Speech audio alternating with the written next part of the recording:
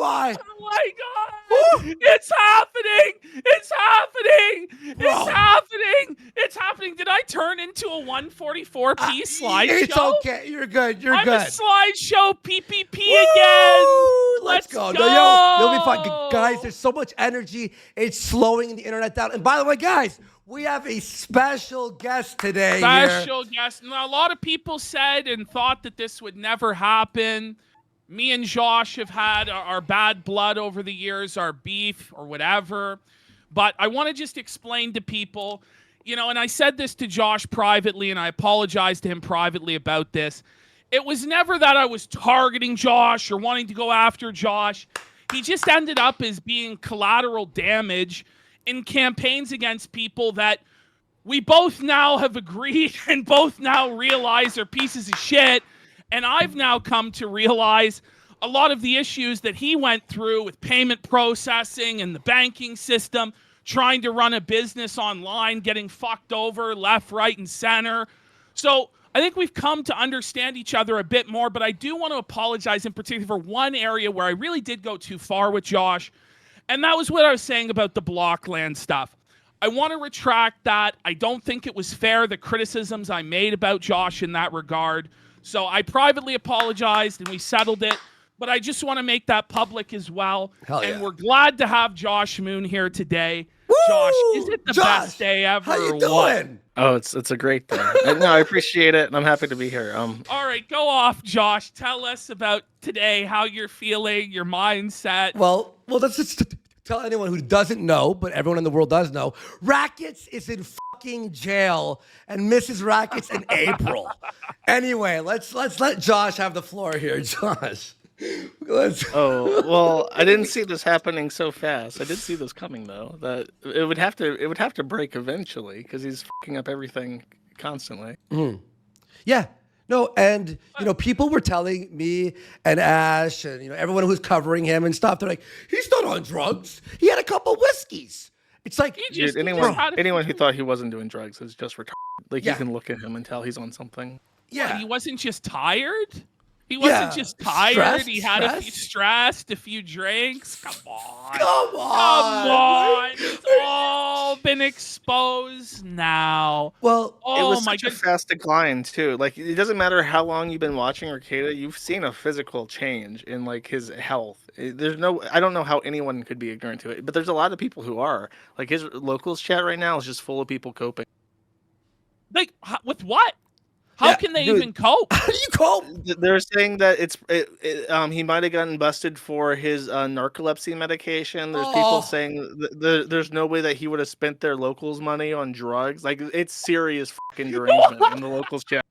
That's unbelievable. Look, no, that's crazy, dude. We've been no warning. Way he would have spent the locals' money on drugs.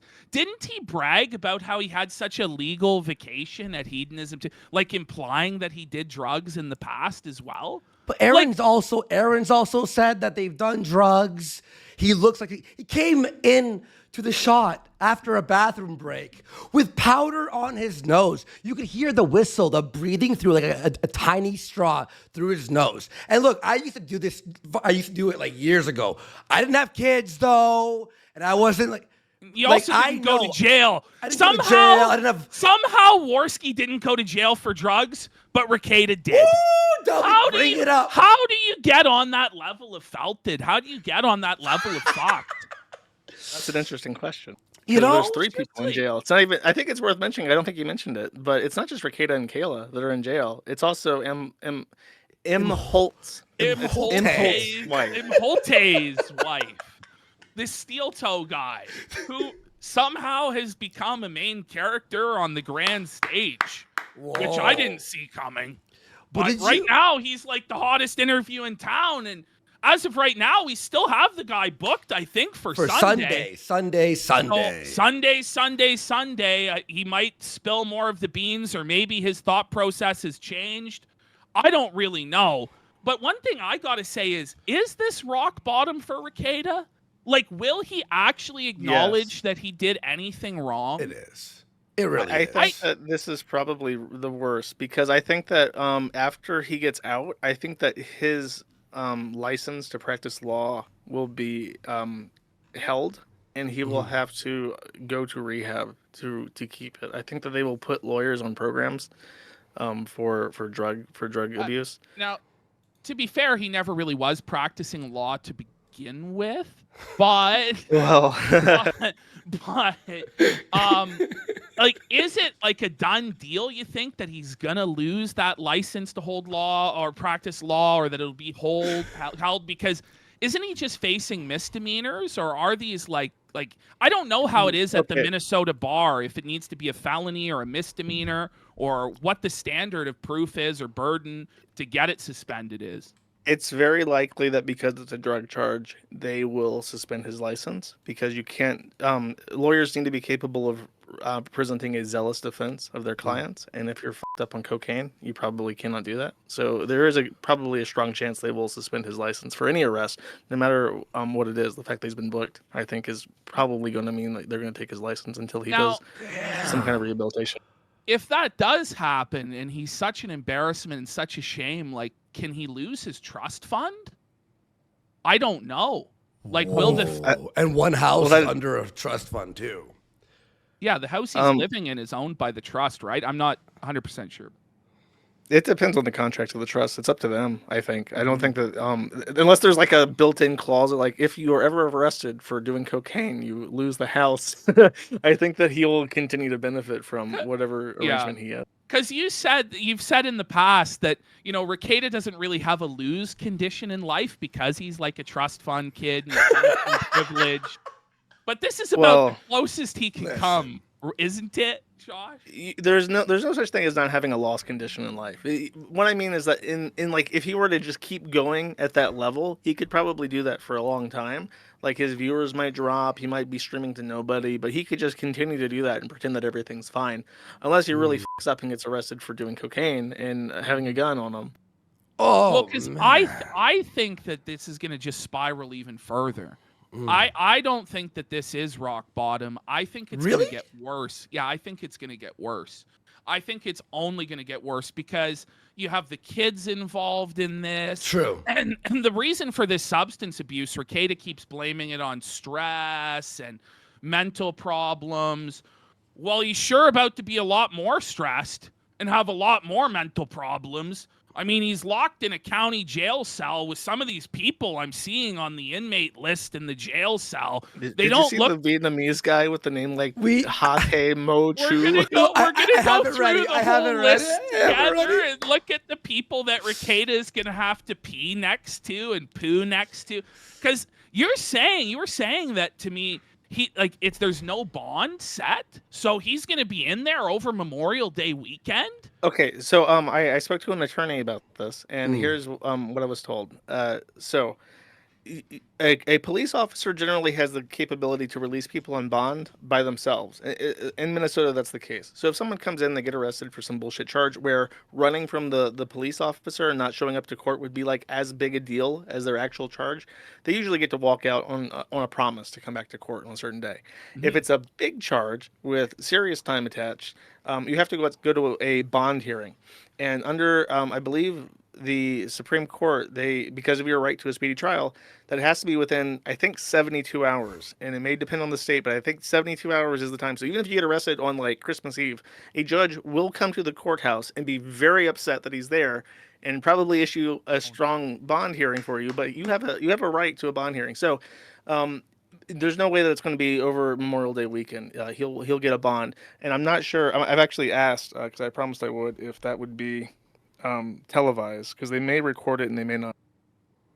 Buddy, if they record it, Oh, we're gonna be live man. streaming the court case. The Keno court. The Keno court. I'm gonna have to get my The judge gavel? wig The and gavel? my gavel out, and we're gonna get Sean Sean? for potentially We're criminal. getting Sean. Yeah, We'll be we're gonna on. get- I have all an the answer lawsuits. for this. Go. It Yeah? may be. You have to hunt down what room that it's being held in, but it may be streamed. So there are going to be a lot of people scouring to figure out exactly where this bond hearing will be held, and they'll be checking but you have to know in advance. So people might have to harass the clerks and stuff. Don't do that. I'm just saying that somebody will. and It we'll could probably find happen. out. If someone did, we would know. We disavow people harassing the course. Yes. Of course. Now I'm gonna make the background green as well. It's gonna be a big felt? for the foul. Yeah. Can I add one quick thing too? While we did the coverage of the downfall stream. You did as well, right? Yeah. The whole the coke on his nose and the ramblings, which will be out on the Clip channel tomorrow. It'll be out tomorrow. It's already done. It's 4 hours long from an 8-hour stream. But at the end, the big thing was at the end, we hear a voice of a woman go, "Is it still on?"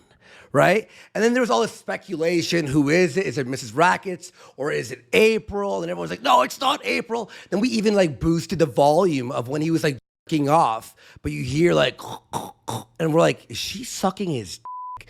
Well, it turns out that April was 100% there. In the room. Yes. And there.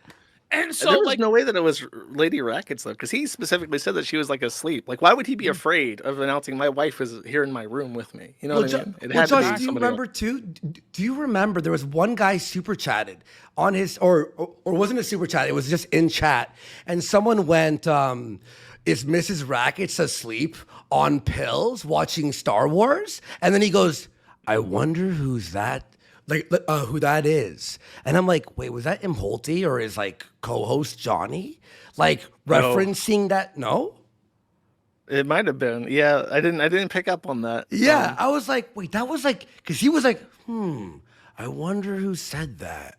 And I was like, I just want yeah, go ahead. on the blowjob thing. I'm not 100% convinced on that, but if that is true, that is so fucking vile because the fucking inflation art was what he had pulled up just before. Yes. So he's like getting a job while looking at inflation art. That's that is rock bottom. You I can't believe really it. get worse. I heard the bell. I was very skeptical I heard the bell. of that being the case because it's like it's too good to be true. It's too crazy. But to remember, be true. so And I if we still break am it a down, bit skeptical. Like if I have to be honest, but when he like looks down and he goes, "What are you like, doing here?" Why now? Yeah. And then it's like, why did he say that? Then you're, and then like the sounds when it enhanced, like the belt buckle, like maybe it's just a cope. Like maybe I'm like irate gamer, like Ghost Hunter cope, where I'm hearing like the magical belt buckle unbuckling and the sucking noises. I don't know if I'm like Ghost Doctor Chris Bores on this one, but to me, I'm like, holy shit, is it really? But it's beyond that now. We're beyond like the shame of whether he jerked off on camera or got sucked off or you know, like we're now at the point where he's in the county jail. So, and did you see this? Josh Irate Gamer weighed in. Did you see this? On the haunting of No, Rekieta? I did not see that. No, so he's actually talking about the cursed Sonichu medallion. No, it's real as just so you know, it's real. He's given his analysis. Do you want to hear his take? Should we play I this? haven't seen it yet. I haven't seen it I yet. know this is a bit of a cluster. We're flying by the seat of our pants. We haven't even got to the charges yet or anything. Buddy, we were busy today, and we dropped. Ashton texted me, and I went, "I'm canceling everything I had planned today." You're like, "Me too." Let's go. Show. Yeah. What happened was he had replied to Malcolm X about Rekieta. So then I got everyone last night to retweet his tweet. And then he went, "This is getting a lot of traction. I'm going to make a video on it." So he's explained the Chris Chan Sonichu curse, Josh. Go ahead, Made a weigh whole it. video on the medallion. Yeah. Yeah, right. It's right Yes, here. he did. All right. We It have was to just recover released it. We have 30 to minutes recover it ago. and pass it along to the next zone. Let's just play this. Let's not pause. Yeah, And yeah. let's let him go. This guy was like an angry video game nerd ripoff for years and years and years, but he's now become a ghost hunter, and he's claimed that he's contacted the ghost of George Floyd, rather, and that George Floyd spoke to him and said that he couldn't breathe. But now he's weighing in on Rekieta, and this is amazing. Like, this is like Christmas. It's beyond Christmas. All right, here we go. It's Chris the Ghost Doctor here. And last night I ended up answering a question about a online personality. I guess his name is Nick Rekieta. I hope I'm saying that right. I don't know who this guy is, but my reply ended up getting a lot of buzz. So I told everybody that I would do a video. You're welcome, on Chris. this and kind of explain things in a little bit more detail. So They sent me some pictures of this guy back in like 2019 as compared to now. And if you see him back in 2019, he's very full. He looks full of life. He talks very well. And now his face is very gaunt. In his videos, I guess he slurs his words, on the verge of passing out from time to time. And people are like, what is going on with this guy? Because I guess he's an alcoholic. At one point, he put a necklace on, and I guess there's some theories out there that it was cursed. Could have opened the door. And if you don't know how to properly cleanse yourself or your space, once these things start to slip in, they can kind of like plant their flag and start to invade that space and wreak all kinds of havoc on their life. I think somebody told you he divorced over time, I saw. So yeah, they can just get in and cause all kinds of havoc in your life. And I saw that he's an alcoholic too, and that's kind of taken over his life as well. And the problem with this is every vice, human vice out there, drugs, alcohol, even has their own frequency level that attracts beings in. They have their own frequency beings. So following this job, you have these alcoholic spirits. This makes perfect sense. This is why the Catholics did feeding off you because they love it. They're not living. Yeah. This is like so surreal. I'm like, is this real? it is surreal. He's saying the reason it's called spirits is because alcohol attracts ghostly spirits. Can we get a Josh Moon fact check on that? Like, is that That's so? right. Sounds. I'm pretty sure that's accurate. Yeah. They can't drink a beer, so they have to drink it through you. They're feeding off you. What? And So wait, this is the theory all alcoholic? along. This is why Rekieta became an alcoholic and a drug addict so he could feed the ghostly spirits that were suffering. Yeah, alcohol. Well, they're not suffering. I guess if Rekieta dies, he would also become like a demon that like possesses people to keep drinking. Yo. you see the life force kind of like draining out of this guy over time because maybe You can tell he's hyped too, huh? Something is He's feeding excited. off him. I've come up with different classifications of spirits, and parasite spirits are just one of those things. They feed off people, places, and things. So yeah, this is a thing. I'm dead serious here. Over time, he's also gotten talking about sex more and sex acts and things like that, and that's another attribute to this. You get more guttural in all your actions because you have no nothing inhibits you. You just throw it all out there because you just keep moving that line forward like, oh, I got away with this. I could do this and this and this and this. We see that a lot in our culture. And that's, I lost my father to alcoholism. So I'm no stranger to this. I've seen how this can wreak havoc.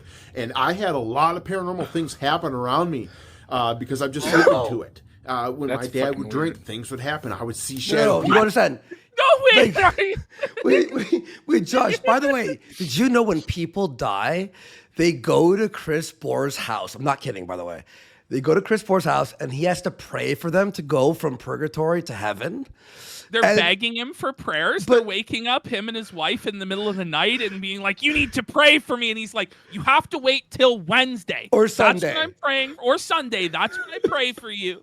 And he has to talk. He has to walk them out of the room and go, listen, come back on Wednesday. He got attacked by a Jacob Marley spirit in chains with a scythe that scratched him. Yes. Like, this is the stuff he's been saying. Have you been keeping up on this at all? The irate gamer, the ghost No, I like the story. I like the story that, like, I guess because in my head, his father's this severe alcoholic that dies, and he's witnessing paranormal activity. So I'm just imagining, like, he's sitting there playing Game Boy, and like a glass smashes against the wall, and he's thinking, a spirit threw that.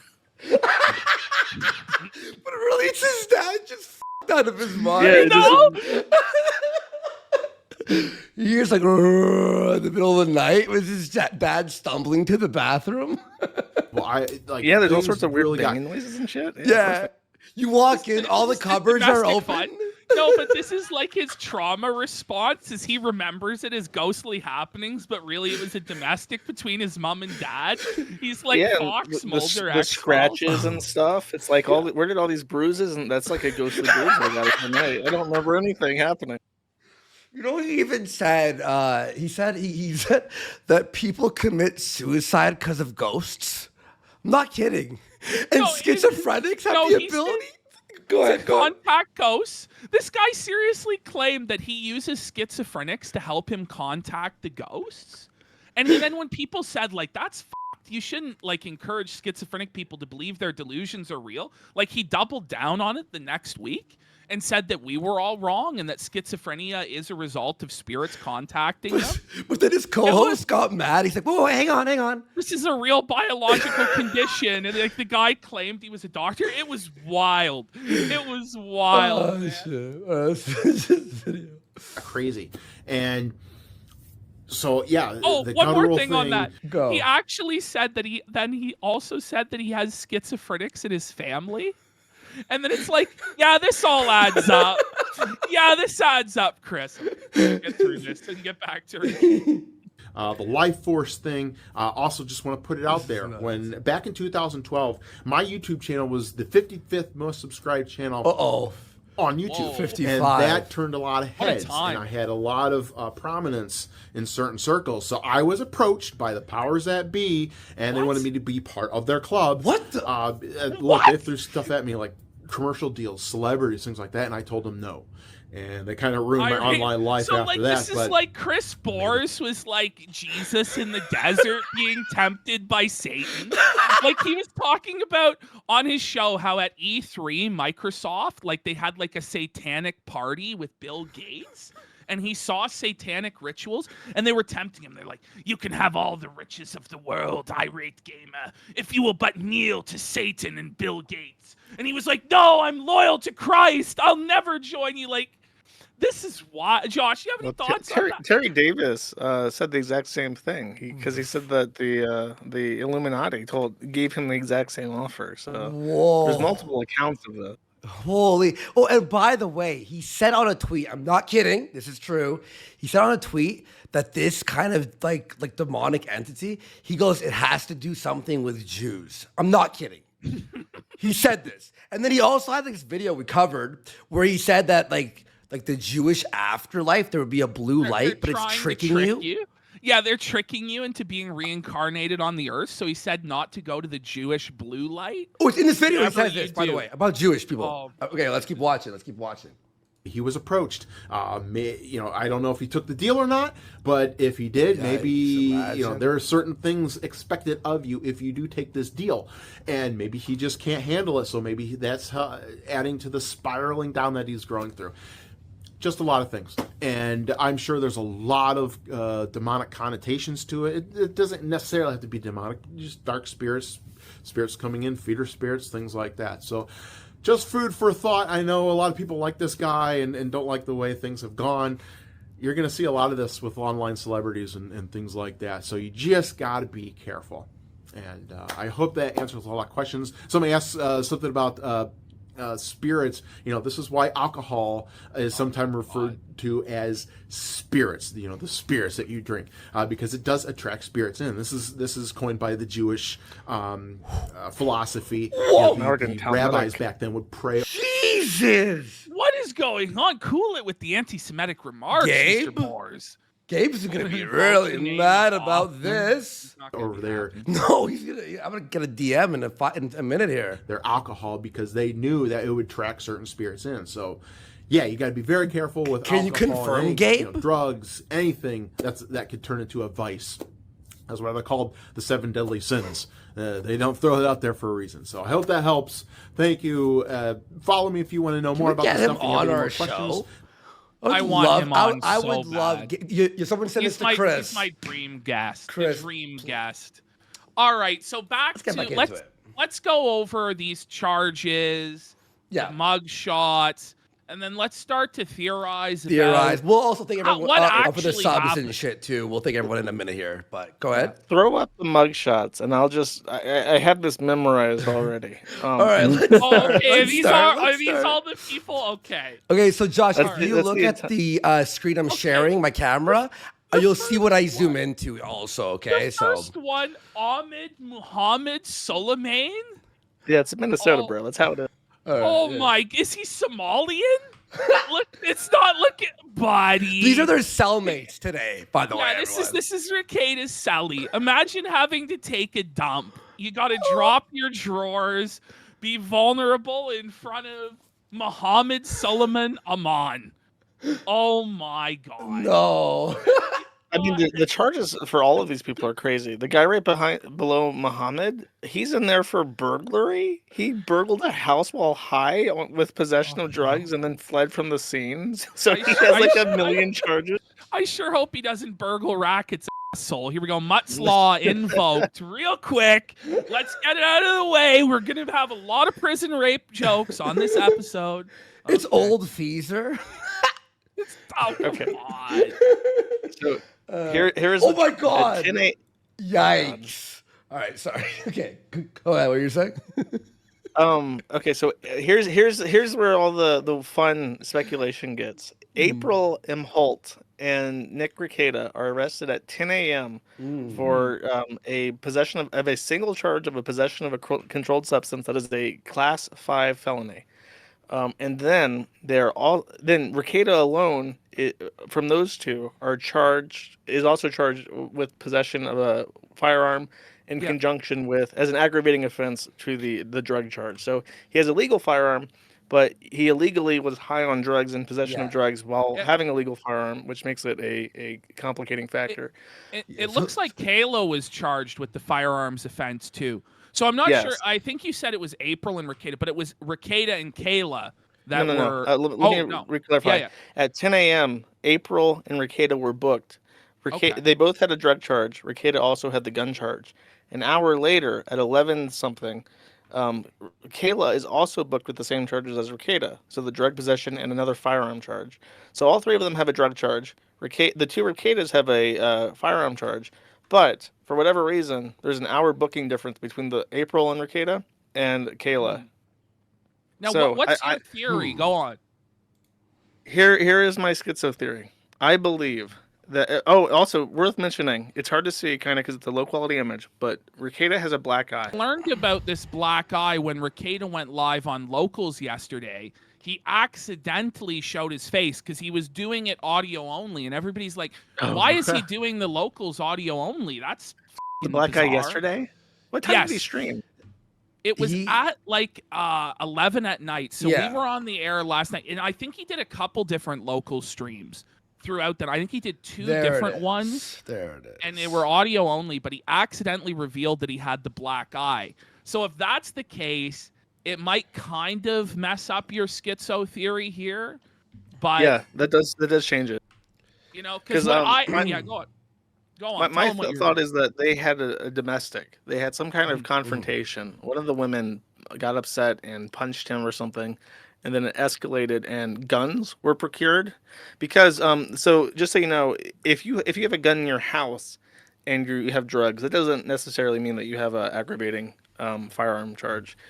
Usually, depending on the state, depending on the prosecutor, you only get that if the gun is somehow in play. Like, for instance, if they bust into your room and you have like a table covered in drugs and then also guns at that table, that's going to be complicating even if it's not on you. If you have drugs and a gun on you, that's complicating.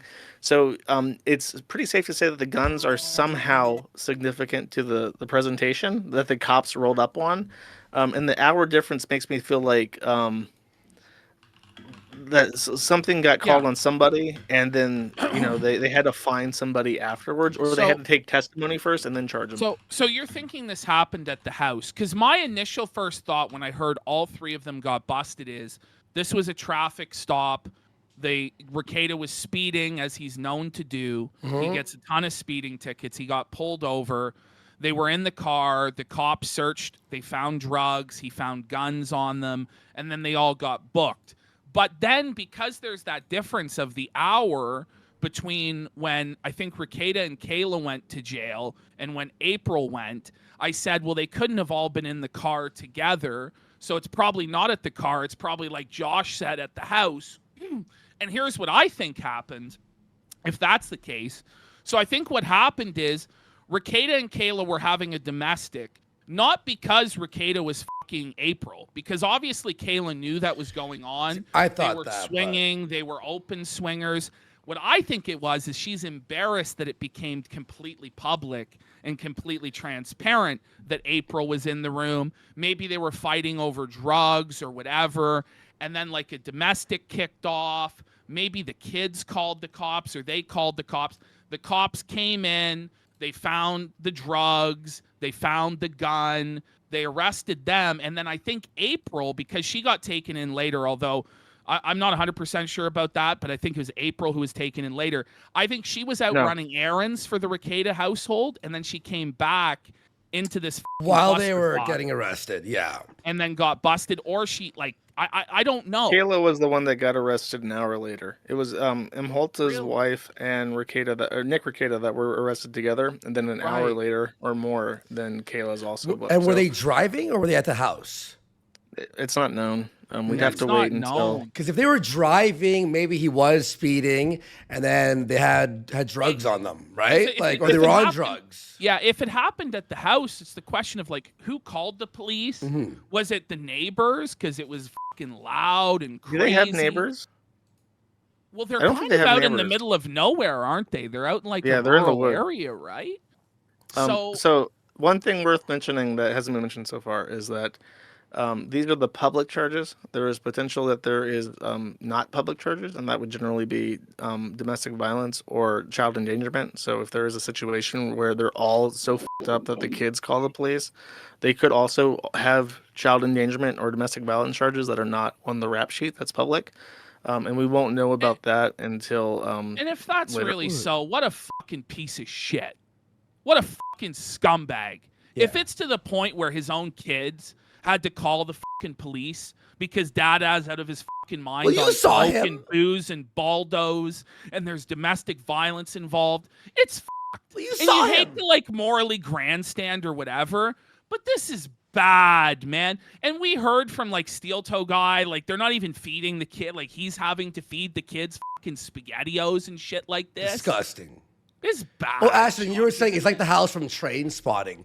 Now, real fast here, just quick update. Malcolm X posted this on Twitter, but apparently last night on his local streams, I have the audio here if you want to hear it later, but Nick Rekieta responded to the fallout from his drunk stream by announcing he wants to do Bible story analysis streams. Then he gave his interpretation of a Bible story about a man who bones another guy's wife after God kills her husband because he was a bad host. Now, Steel Toe responded to that, and basically what Steel Toe is implying is that Kayla is in love with him, and he's implying this like couch story, which basically, by the sounds of it, is that he fucked Rekieta's wife on the couch, and then Rekieta's wife declared to Aaron, the Steel Toe guy, that he was her soulmate. He DM'd me that. that Okay, I he- can say yeah, that. He that she DM'd me was- that.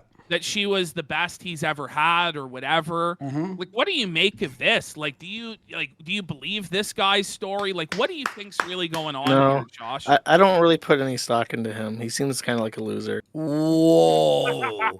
Felton. Was Melton right? You don't have Who? to. You don't have to agree with me Who? because I know that you're doing your thing. But with him later on. We're trying to be a little delicate, but I think people already know kind of what my thoughts are on No, Aaron. listen, I mean, listen, if I you're wanna talk to- swinging with Lord Baldo and letting him fuck your wife, like, what a disaster. Like, it's genuinely a disaster. Well, But, look, like- he was on drugs. Obviously, he admitted this. He was all fucked up. He's ashamed of what happened, and he wants to come clean. And I Yeah. think people can make You know, mistakes, and it's embarrassing. I'm not one- saying it's one of all those- not embarrassing, but like you have to like. And by the way, like Aaron got out and got mad about the kids being there, and you have to respect at least that. Now the fucking swinging and being dirty and the drugs, filthy. But everyone makes mistakes, and it's like if you're gonna come clean, come clean. That's what we were I saying wanna- to him last night. I want to add one more thing on this, one more story that he told. He said that he was regularly bringing over his kids to the Rekieta household. Yikes. And that his kids and Rekieta's kids would mingle or whatever.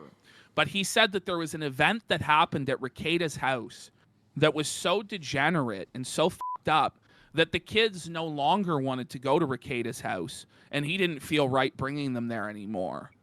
I'm just imagining like a sewing circle of like 10 kids around a campfire, and they can just hear all the, like the drunk old people sex and clapping from the house behind them. Like that's fucking nasty, man. No wonder they don't want to go. They don't need like a debauched thing to witness. They know what's going on. There's no doubt Well, what's going on. I think their oldest kid is like 16, I believe, right? So he knows what's going on. Like, these kids aren't stupid, and there's no way they can hide like this drug habit, this alcoholism. Like, they No. can see, obviously there's a clear change in their father's behavior, Mhm. just in the way that he looks.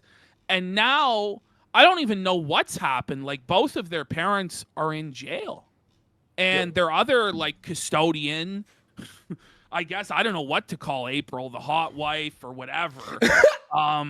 She's also in jail. So Yeah. who's Yeah. taking care of the kids? Who's Grandparents or stepped in? uncles, I'm sure. Grandparents or uncles. 'cause So that's- the whole family knows of this shame, and there's no hiding from it. Go Oh, ahead, Josh. no, there's no way to hide from it. In fact, that's actually a good theory as to what happened with Kayla. Like, it might have been because someone in chat said that it could have been a hospital thing. Like, maybe she got injured or something, or she overdosed, and they took her to the hospital, and that's how everybody got busted. You know, You know? or Maybe. she could have maybe been in. I don't know if they would do this before or after arresting her, but they might have had her help coordinate something for the kids. You know, call family and stuff, and then they book her.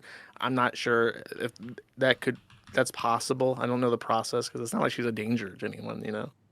Oh man, like it's really bad. Like bad. So, This is really Josh, do you bad. know what potential sentence does he face in this It's a long instance? time. They've really fucked up.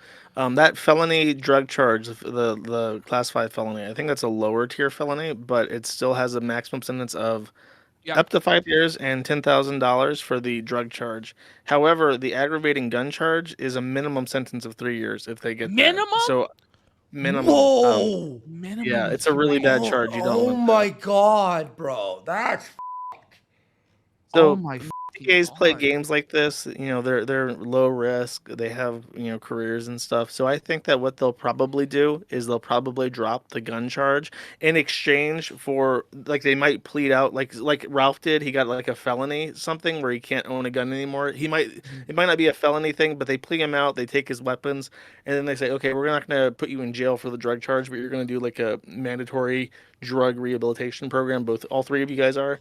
I imagine that's because they don't want. It's so expensive to put people in jail. You don't want to put people in jail unless Yeah. they're actually a threat. So they're probably going to plead them out, and I don't think they'll spend a significant amount of time in jail, if any. But if Rekieta says some dumb shit, if he's pissed off the prosecuting attorney, I mean the nuclear buttons on the table. He's going to, though. Like, so Josh, let's be real. Is he going to stop drinking today? No. Yeah, he sure as is. He's in jail. No, he's not. Well, I guess today. I mean, unless he gets some Pruno from fucking Muhammad in there. Well, or I actually don't whatever. think though that this may be like enough of a shake and scare because he's now really No. that yeah okay. No, he still thinks he's done nothing wrong. He's going to blame the police in this instance. He's going to blame the courts. He's going to cope and cope and cope and come up for reasons why it's justified. Okay. Because, like, if at this point, like, he never admitted he had a problem before, why would he now? Like, for real. I mean, it's kind of over. Like he's not a free man right now. I mean, this is going to jail is like a coming to Jesus moment. Like for some people, not for everybody, of course. But I just think that he just doesn't believe. Like, he thinks he's smarter than everybody in the world, and he'll probably think he'll find a way out of it. Go ahead, though. I'm sorry. Probably, but my thought is like, okay, so everybody knows. There's no longer a secret. Everybody in the fucking district knows that Rekieta Law is in jail for some serious charges. Mm-hmm. And the kids are now with grandparents or with aunt and uncle or whatever, because he does have family in the area. And we know from the church live streams that he has a big congregation that they're all very active in. So the church is going to rally around. Grandma and Grandpa is going to rally around. Family's probably coming in out of town to deal with the kids because there's a lot of them. They got shit to do and they got to be driven everywhere. It's a big deal. And there's going to be a group of people, 20 plus in strength, that are going to sit him down and be like, "You are a fucking Yeah. So if there's ever a time, I'll put it like this, actually. He may not get sober, but if there's a time that he will get sober, it's probably now. I think that's a fair way to put it. Do you remember when he said, I think it was about a year ago or so, that he was tired of people telling him how to live his life and all of these restrictions that were on him, and that he felt repressed and he couldn't have any fun and he was going to live his life his way? Like, I just, like, when he is so entrenched in that position. And when he talks about American Beauty and how he wants to live that sort of life where he's free and he wants to do whatever he wants, like, this seems like it's like this deep, like, seated conviction in him that he has to live his life this way or it's a waste, because he resents having these restrictions on his life. He resents having the responsibility of children and a wife and like these Christian standards on him. So like, I don't think that this is going to shake that resolve at all. Like, I think he's going to double down on it. Like, do you think he's going to dismiss April and get rid of this weird polycule shit? Probably not. It depends on how it goes down. If it was like strictly her fault and she really just, because I was searching how to pronounce their name, and when I search their name, only they come up. April and that guy show up in search results for that name. Nobody else.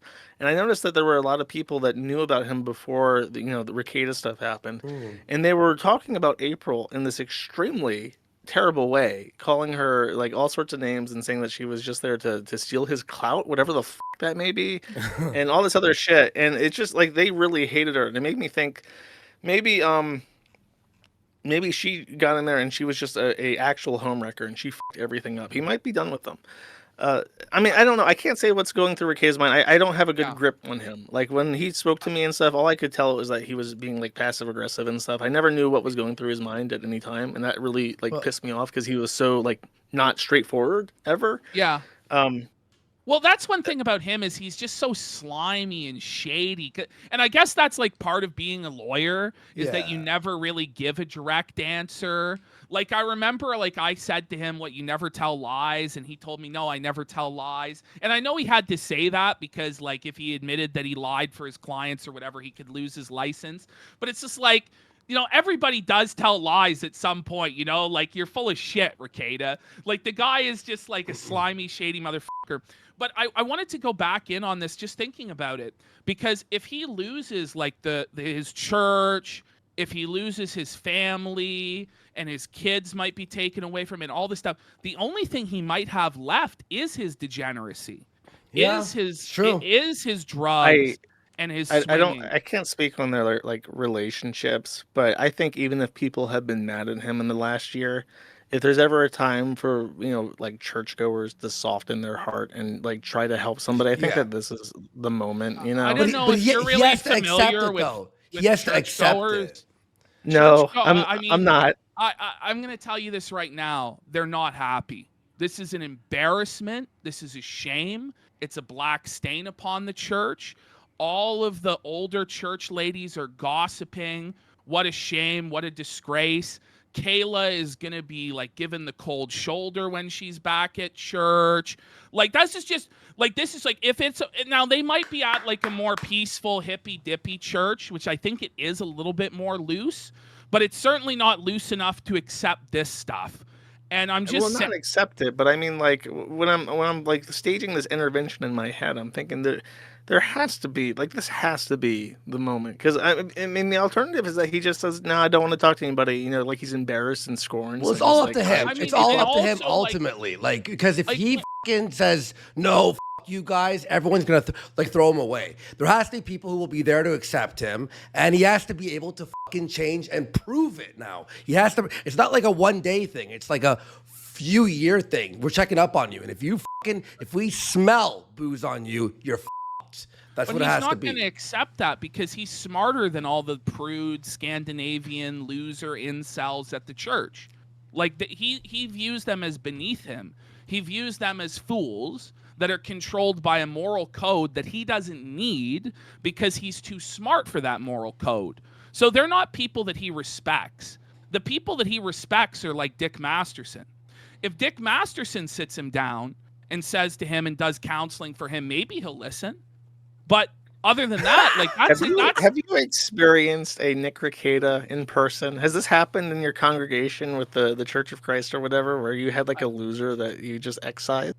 It was me. So, you know, like, listen, like and it happens. And then it's not just me. There are multiple examples of this happening when somebody has like a serious problem, like they're an alcoholic. And this is not really like the Christ-like way to handle it. Like there should be a lot of mercy and compassion, but at the same time, there does need to be accountability. There does need to be repentance. And a lot of more conservative churches lean more on the side of, we need real accountability from you and real repentance from you before we're ever going to trust you again or ever bring you into anything. And even still, the rumors will circulate around you and around your family forever. And you will, and the truth is, you will never, ever truly be accepted in that community again amongst people who have it in their living memory. And that is kind of how the church keeps people in line. And then, you know, it's an example. It's like, oh my God, brother so-and-so, like nobody looks at him the same way anymore. Like the shame of it all. Like, and the thing is, his kids have to live with that. So they're now known as the that's kids. tragic. Yeah. They're known the as kids of the fucking loser. And I know it's like they're known as the kids of an alcoholic. They're known now as the kids of a drug addict. They're known as the kids of a criminal.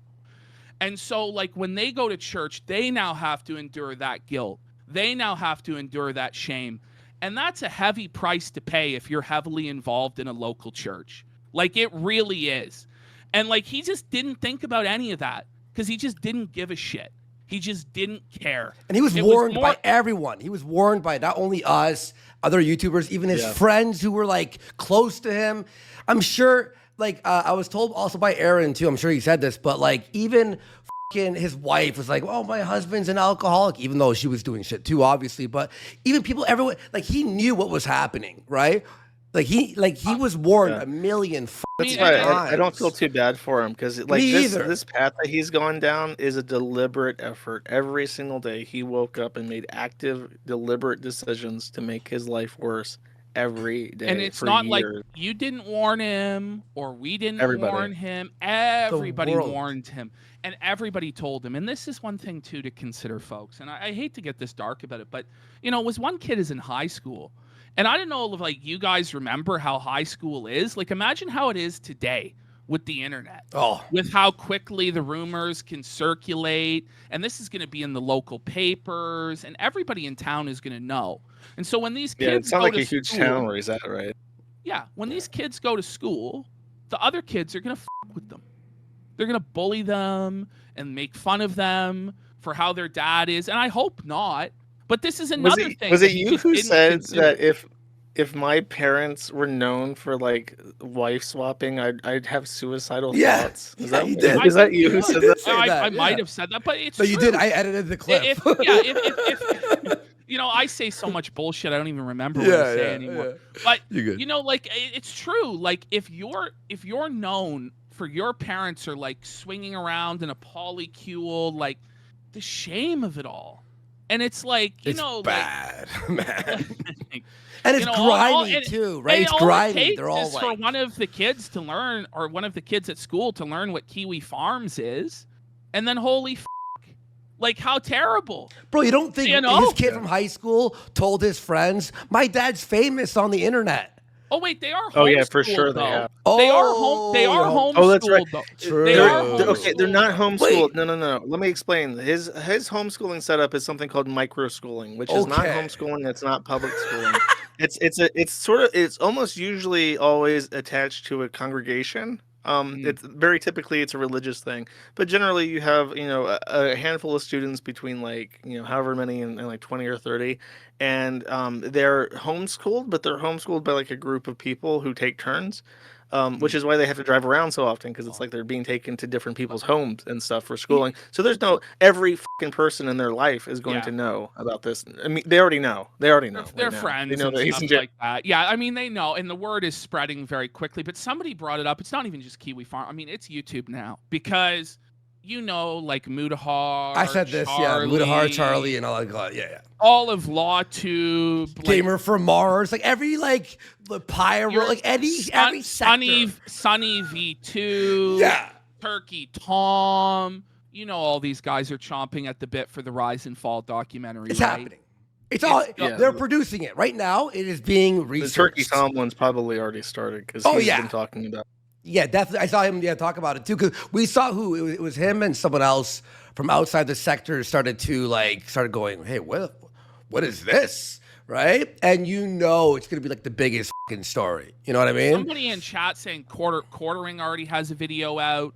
Reset Era is dunking on him. Bearing has a video out. Bearing. It's a Gundam has a video Actually, Bearing out mentioned now. us, had a clip of us up. Okay. Yeah, he was promoting us on his. That's good. That's yeah, good. like he's been cool. Like he's a cool guy. Yeah. I mean, this is catastrophically bad. Not just like the criminal charges and repercussions of that, but the reputation of the family now is completely sewered everywhere online. When you Google Rekieta, all this rise and fall stuff is going to come. He's not going to be known as a lawyer anymore, is he? He's going to be known as a degenerate freak. Yeah. Isn't that the case? Well, And I don't think he's ever been known as a lawyer.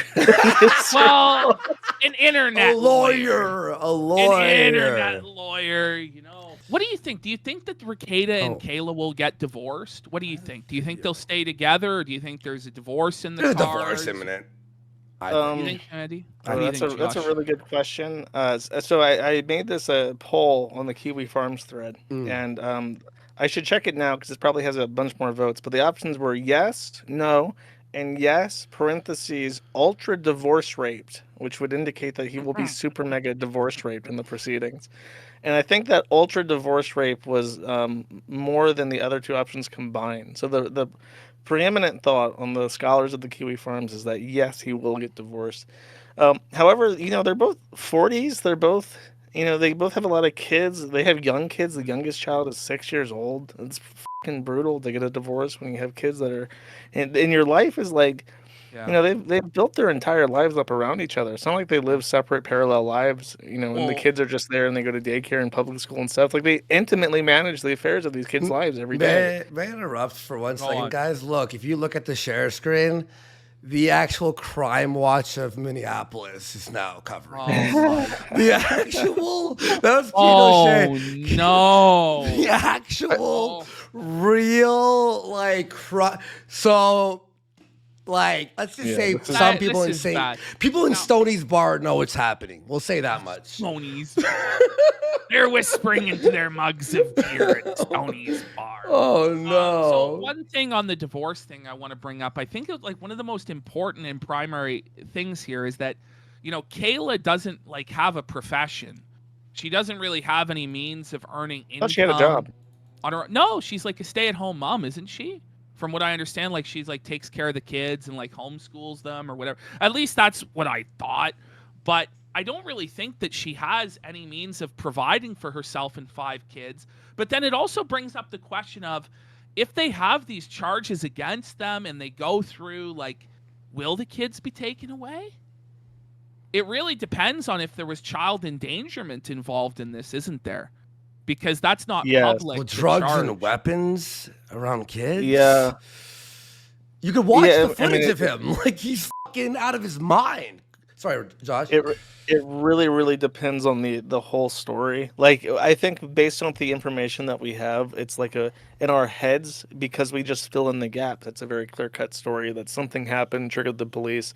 There was a weapon and drugs together, and all 3 of them went to jail. And the most interesting thing is that Kayla went to jail an hour later. But it could have been a whole lot messier and nastier, and there could be lots of things that aren't on the docket that will get brought up later. So it could be anything from like a very boring story that Kayla overdosed, was taken to the hospital. They had a gun in their car when they got searched. If the gun's in the car and the drugs are there in the car, automatically busted. Automatically the gun's in their possession. I know this is totally unrelated, but something just occurred to me. How is this going to affect the Montegraph case, if at all? Probably not, but If he's smart, he will fucking pay Monty to go away. He will immediately ask Randazza to settle out of court because he does not need Montegraph. By the way, Montegraph is almost definitely watching because noticed he followed me on Twitter, so he seems to be happy Oh, right now. Monty. What up? Monty there. Yeah, Holy bring it fuck. up. Bring Monty it up, Dub. Monty Dub. He lost to Montegraph. The money, he's Well, gonna have now- to bow down to Montegraph and take the L. Because how can he fight this case and the Montegraph case at the same time? And then you got to realize, like, he's gonna have no income during this period of time. Really, Yeah. like, He implied that he doesn't make as much money as people think he does. So I think he made it like, and the lawyer that I spoke to regarding Rekieta, because he's interested into internet drama as well that happens, he said that he's seen no convincing evidence that Rekieta does have a trust that pays out dividends. So it could just be because his accounts, his house is held in a trust, but that you could just set up a trust to hide the owner of a house, yeah. So it's not necessarily evidence that the house belongs to as an inheritance trust that he benefits from in recurrence. So it could be a situation where he literally has no money. He might have if he has a public defender, we know for sure that he's He down has bad. Well, we know how much money he blew during the Johnny, because he made a lot of money, but he blew a lot of money. Like those paintings behind him, he talks about he spent $30,000, $40,000 on these Each. paintings. He went on a lot of extravagant vacation. Like he was lavishly spending that money. And drugs. and drugs Obviously. as well aren't cheap. And then going on these, like, did you cover like the pure pleasure sodomy barn, Josh? No, I did hear you guys talking about that, the rancid, decrepit old Coomer dungeon that he apparently goes to buy used sex toys. Body. Yeah, And- used. Again, people, And then used. use sex toys. And then in the back, they have these greasy, like, porno video machines that you put money in to watch pornos, but really what you're doing is renting the booth to have sex and swing with other weirdo degenerates that are there. If you go to like our clip on it on the clip channel, or we explain it all. We have a But that's whole the playlist here on the clip channel, by the crazy way, stuff everyone. that he was involved in and that he was spending money on. Whether or not, like, with this like whole swinger lifestyle and sexual degeneracy, I wouldn't be surprised if he was getting like high-level escorts, wasting money on that. I don't know. There was a story that was related to Liz Fong Jones, and it involved a place in Seattle called Club Z, if I remember correctly. And I mentioned this on my podcast, but somebody in my forum said they were invited to go to Club Z, and it was basically a place for like serious like Coomer drug addicts to go and like have like gross sex with each other. And the way he described it was like he sat there and he saw all the people and the drugs they were doing, and they were all blasted. They're all doing cocaine, MDMA, and ecstasy and all this shit, right? But they all looked so miserable. They looked like very miserable people, even though they were doing all these uppers and like sex drugs and having like bangs and orgies and shit with each other. And it's just like that kind of shit. Like you squeeze the dopamine from your brain like a rag, and eventually, it just stops. It just stops making dopamine. You just don't feel pleasure anymore. Like that's like one of the things. Like when you take MDMA, like you can't take it every day. It doesn't have the same effect anymore because your brain is like weeping serotonin, right? So like eventually, at a certain point with this stuff, like they're not even having pleasure getting high and doing all this swinging and all this crazy stuff. It's just, it's really sad. It's a really sad condition that these people are in. But when I was streaming 5 years ago and I was doing coke, right? So if you hear those old clips of me, like you hear my nose is like this, right? And I'm talking like raspy and shit, right? So like when I heard Rekieta, I think it was like in December was one of the clips, and I heard the whistle, like it's like breathing through a tiny straw. Is that the only way I can describe the sound, right? And I heard that and I go, I do not miss that. I do not miss the constant headaches.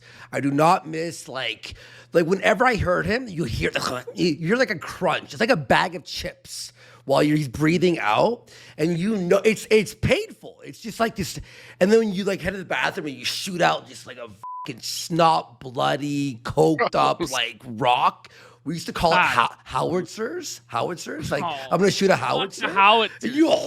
It's just like this growth. Oh, I can breathe again for a minute, you know? And so I stopped doing fucking hard drugs years ago, but then the drinking was too much. Now I'm 189 days sober. And I swear to God, watching the Rekieta stuff is what got, kept me sober. I do not miss that shit. I do not miss that at all. Who here thinks he's going right back to streaming as soon as possible? Oh, that depends on a number of factors, including money. It also here's a wild card. He could be really indignant, like if Aaron comes on and says a bunch of stuff about how he handles his household and stuff that he gets upset about. He might immediately try to come back and clap back and say what a terrible person Aaron is, and just get like a huge white trash brawl with him over the internet. I know. That's a possibility. Would probably be the most convincing thing to get him back online. I think that's like the most likely scenario. I don't think he's taking a sabbatical. I don't think he's taking time away. I don't think there's really going to be much of a repentance or an acknowledgement of wrongdoing. I think it's that the whole world is wrong. He's right. And the galaxy brain copes that he's going to come up with. Because the problem with this guy is that, like, with a lot of just simple white trash, like, when they fuck up this bad, they can't come up with any reason to justify it, right? They're just like, oh, I fucked it. Whereas for him, he can come up with all sorts of reasons as to why this behavior is justified and why he's okay to continue doing it. And that's the problem, is that he's actually smart enough to do that and convince himself and convince other people that it's the right course of action. Like Steel Toe talked about how he would do these like lectures explaining why it was okay to do these drugs and mix these drugs, why it's not going to be a problem, why these degenerate sex acts are okay. And that's a very dangerous sort of person that can convince both himself and others to do really incredibly dangerous and stupid shit. That would probably be the least interesting outcome, is if he just goes right back to streaming and nothing changes, and he, especially if he tries to like just downplay and lie what happened, like, oh, you know, we were just in the car, I forgot I left my concealed carry in the glove box, we got a charge for it, it belonged to both of us as like a family gun, so that's why April didn't get it, she was just booked later on technicalities, like just tries to downplay absolutely everything. I think you've actually nailed exactly what the stream is going to be when he comes back. I have a theory though. Gonna be like Wednesday or Thursday. Like, I don't be surprised. He's gonna come back as soon as he possibly can, I think, and he's gonna be absolutely indignant. He's gonna say it's your fault, Josh. You think so? I wouldn't be surprised if he, because already, like, I heard this on Steel Toe. They're blaming Kiwi Farms for this, saying Kiwi Farms got him arrested. There was guns and drugs around 5 kids. Whoever's fault it was is how dare they? Hero. How dare they get the drugs beyond around our reach, Andy? There's nothing. Josh has got guys everywhere, especially in small town rural Minnesota. Like, that's for shut the this was the shit that they were actually saying. Like, when I was listening to Steel Toe earlier in the afternoon, like, this is what they were saying. They're like, I mean, the co-host was saying this, and he has no idea what the Kiwi Farms is or how any of this shit fucking works. He's like, I bet you Kiwi Farms was involved in this. Like, I don't think anybody saw this coming. I thought that this would like continue to downwardly spiral and his like condition would deteriorate. I didn't expect him to get arrested today, and I don't think you did. No one did. Anybody. Like, this is crazy. Well, Ash, the other side of the coin would be, and this is what I hope he does for real. We could laugh and go, holy, it's crazy. I hope that this is such an embarrassing, and like there's so much evidence, and it's like holy shit, and he sobers up in jail right now, and comes out and he streams and goes, I'm a fucking I'm an idiot. I fucked up. That's the only way he'll get out of this, and to prove to people that he can stay off the fucking drugs and booze, right? Like, but you think he won't do that, huh? Go on, Josh. Go on. When he's on probation, I think that'll be the real test. Because if he goes back in for failing a piss test or whatever, that'll be more evidence than staying sober on a stream. I think You're It's right. only going to be one of three things. It's either going to be he's going to come back as like a brawler and just try to white trash battle to the death Aaron. It's either going to be that, or he's going to try and downplay it all, or he is going to try to do like a 180 type thing. I think it depends on the people in his life and his own and especially his own disposition towards his predicament. Here's the thing that he might think. It's like if he admits fault and admits that the haters have been wrong, the haters have been wrong or been right rather this entire time. He's been in the wrong. He admits fault, right? Then he might lose what little support he has left. You know, if he shows contrition and admits to all the locals members that are remaining, yeah, I used all your money for drugs and like I'm a piece of shit and my kids were exposed to all this. Like he might lose what little he has left. So in his mind, it might just be, I have to double down. I have to try and gaslight these people. I have to maintain what I have left because if I apologize and admit I'm wrong, it's all over. Like the emperor has no clothes and everybody has to admit it, right? And we've seen people like this delusional. Ralph, we've seen people this delusional in the past where they just double down. I never did anything wrong. It was no contest. What are you talking about, Bish? Here would be the best possible outcome.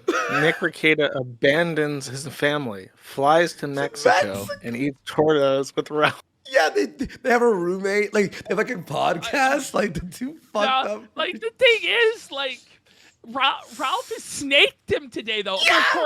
Of course, that would change the very instant Rekieta was on the flight to Mexico. Loyal Rekieta! We love Loyal Rekieta, folks, and he's here in Merida. Can you imagine like a reality TV show where the cameras followed them around in Mexico and their crazy hijinks? This is my Mexican attorney, Rekieta. Oh my! Look. Now that hang on. Now that we're mentioning him here real quick, guys.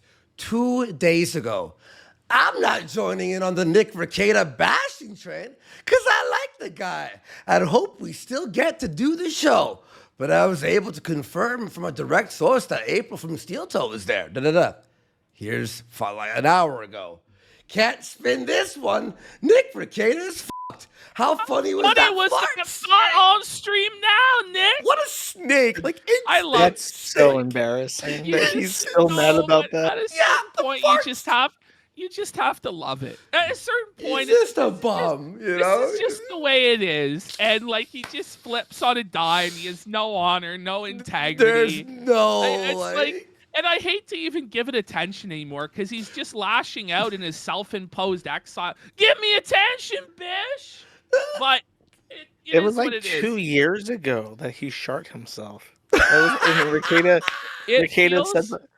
It feels like 1,000 years ago. Yeah, 1,000 moons ago. A lot of people are saying, I saw this on The Farms, that this is like the Sector reboot where Rekieta is the new Ralph, and this is like the start of the new arc and the new season. Yeah. I mean, if Rekieta really does lose his license to practice law, he's like a convicted felon, his children are taken away, and he's just like some scofflaw, outlaw on the run, doing drugs and his polycule of insanity. That's going to be something to watch. Yeah. Let me tell you. Oh, that's man. It's going to be something. And I kind of think that that's like one of the more likely outcomes because I just don't think he's turning his life around. Like I have no faith whatsoever.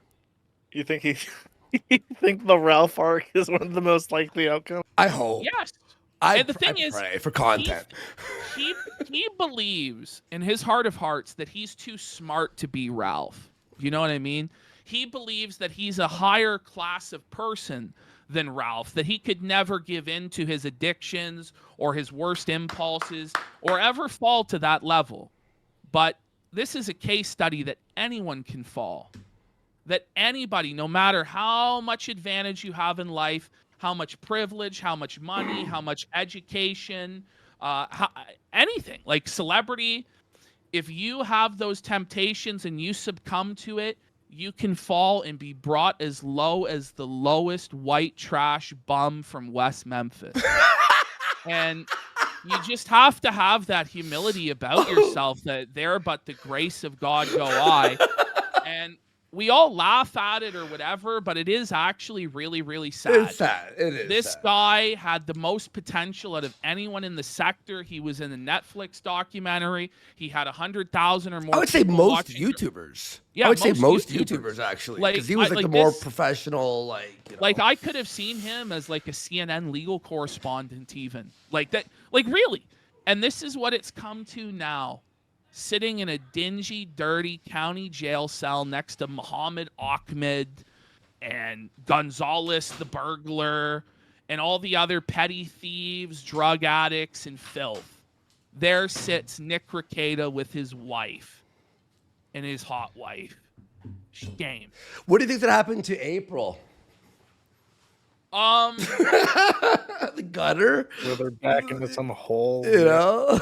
Oh, why would anything? Like the thing is, guys, like why would anything have to change? You know what I mean? It's like why?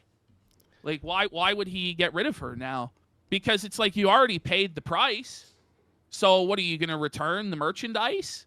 It's like why not just keep her on board? Like if Lady Rackets has no problem with it, like this is the real question: is do they just have no problem now being known as like an open polycule? And Lady Rackets having to feel the shame of that. Like, do they have any fucking shame? Do they have any capacity to like, oh man, we really fucked up? Because they went for this in the first place. The sort of person who would go for this in the first place is completely shameless and I don't know, Josh. One of the questions that is often brought up that we don't really have an answer for is how complicit Kayla is in everything. Because a lot of people heap a lot of blame on her.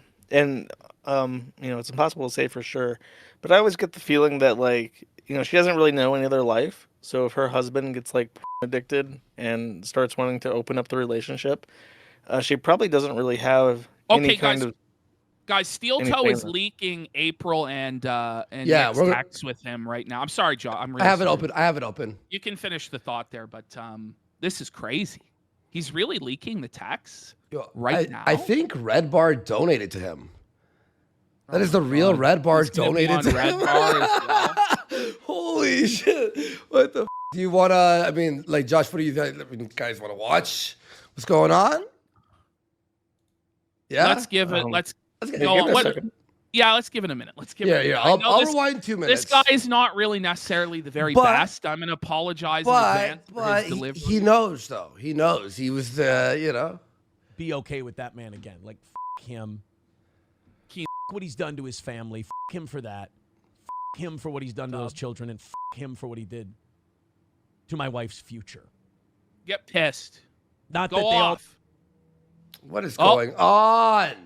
Technical issues abound today. You know of what? all apart fucking for what days. they've done. Maybe the spirits that were haunting Rekieta. Or Yeah. the skunk he drowned. Yeah. Right. There we go. I think he told that story for And the hang out first with all our time to friends. me on stream. friends. And I remember thinking, what a terrible thing to do to it. I think he even said it. Like, why the would you not just shoot it or something or do When we got anything back- besides drown the fucking the fucking thing? It was on like Donkey Kong, as they say. Cliff Dunnage says no more hunting for Woods Girl. Felony. Well, she's a bow and arrow hunter, I think. I don't know. Okay. Funeral director with $5 Is says there don't blame anything yourself for here her worth actions. Yeah. Well, everyone in chat was like, stream snipe. Well, we're here. Ian Ellis, Like, sorry, where are buddy. these I'm gonna text put a- messages? And Nick, by the way, like he introduced my wife to this, and it took Okay, let's good. rewind. Everyone is great. We're doing good. I'm healthy. I'm the same person I always was. I'm like, that's not what I asked, but okay. I should have at least And gotten a Kayla said timestamp to me, on it. she goes, Okay, chat. You Can know? someone clip this? Can somebody just tweet out, like, if he's leaking the text messages, Clip like, that. Like, just get the part with the text messages. and Buddy, I like we'll this go is like, over that. hey folks, we're gonna torture you with like fucking someone else's $5 super chats. I know, and this there's, is there's going to be a glut of content to clip Oh, I and know. speak about for weeks to come as everyone Oh, yeah. speculates on Oh, the miserable situation of the Rekieta. Yeah, well, you know what I was saying yesterday too, right? So he was apprehensive about coming on and leaking stuff, but then he starts to like say these little leaks on his show, but they're like so obviously like people almost died, and I'm like, you do know when you just say that, we fill in the blanks with the scariest shit. Like He's it's got not like 1,000 we're people like, watching right now, and a bunch of people donating. He knows what he's doing. He's a Yeah. professional. no, he knows. He is. He's been in entertainer. radio. He's a radio guy. Yeah, yeah. Does He's Jim want on milking for it. real? If he wants on it, if Josh is fine with it, he can come on. But I haven't seen that from his Twitter feed. Like, as people have been saying He that. doesn't have a Discord, does he? Does he have a Discord now? No, and then we're all gonna have to fucking bow to Jim, and Which go is on fine. Yeah, Skype. which is fine. We will. That's will. Skype. That's Skype. We'll do the Hangouts. Hangouts. I have it ready. I have it ready. If anyone has anything, please at any of us or DM any of us and go like, listen. No, that's not it. That's just a stream. No, that's not it. Potentially criminal is streaming too. I just see everybody streaming. It's like the Everybody. fucking lights of Gondor have Yeah. lit up. Fiddler Dax is on with Vito, just like dumping on him. Even just after, burying like, his he was grave. like, you're all fucking incels. You're all obese. You're all pieces of shit.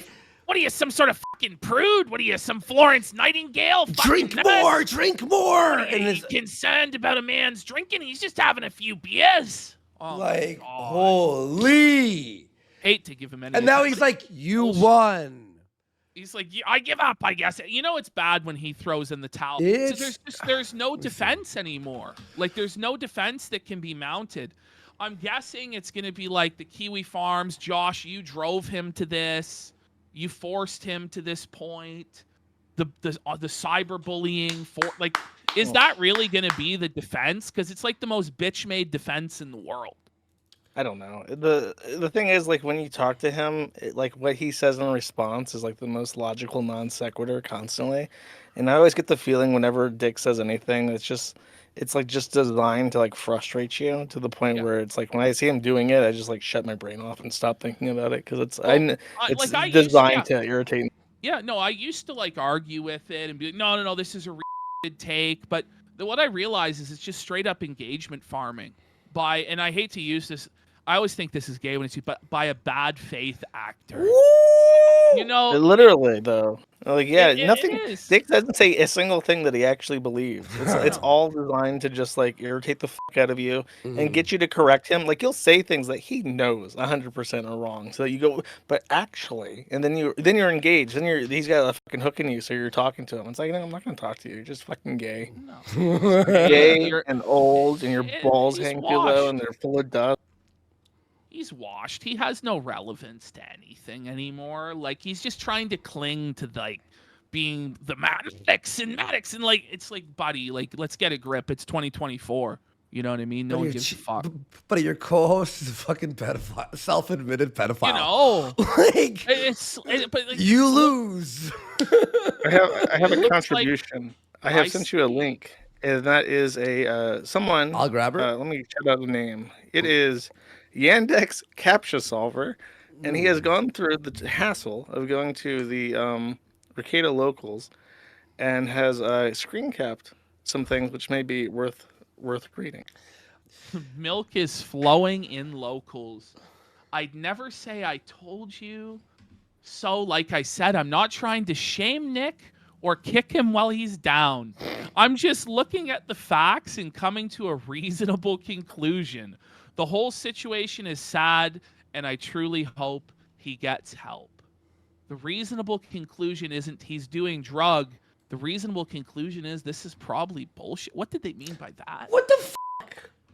It means that he has never done any drugs, and the system is out to get him. He has truth spoken too many times. I told you. This is what it will be. It's just like, I see nothing. I hear nothing. Like, it's just like, bury your fucking head in the sand, because he's their internet daddy and he can do no wrong, and he has to still be that righteous Christian family man that's in their head that they can look up to and view as a role model. It's sad, man. These guys are in denial. How can they still be in denial, Josh? Buddy, I don't know. Well, do you actually think they believe that he's not on drugs, or is it sweeping? Because, like, you see him, he's literally dying. But he's been arrested for drugs. Well, now. The state, is this he right? Gonna say, Is this so now? Yeah, right now. So this is like, Oh is the my defense going to God. be the state? Did the state plant the drugs? Is this what it's going to be? Holy, Are we going to try and argue that? are you joking me? I thought I this was think from that last night. Sorry, go ahead. I think that their issue is just that they're like, if we admit that he's been doing coke this entire time, then we have to admit that we've been financially supporting a cocaine in his coke habit, which has destroyed his life. And I guess to some people that would be a bit much to swallow, immediately. Yeah. Or even even a worse thing to say. The Keno Casino was right. Or the Yeah, Kiwi you also have to Farms. admit Yeah, Kiwi Farms was right. No. You have to admit that all these assholes that you don't like are right, and you have to like acknowledge that all the signs were there for months, and you just ignored them because you're like Well, retarded. what the saying is true. It's easier to fool somebody than to convince them they were fooled. People don't Yeah. want to be convinced that they were fooled, that they were tricked, because it makes them feel fucking stupid, and nobody wants to feel that way. So they're just in total denial, and it's sad. Like that famous reaction gif where they have to walk into the mirror and be like, "I'm retarded." Yeah, They when he see the opens reaction door, and pounce it. The vindication that you must feel, though, Josh, on all of this, it's got to feel good, man. Because you were getting so much fucking heat for a while from this guy and his fucking fans, and they were just coming up with anything. Remember when, like, Rekieta was, like, mocking you? If only you had somebody to help you raise money for this legal fund, huh? Remember that Oh shit? yeah, And how yeah. arrogant he was?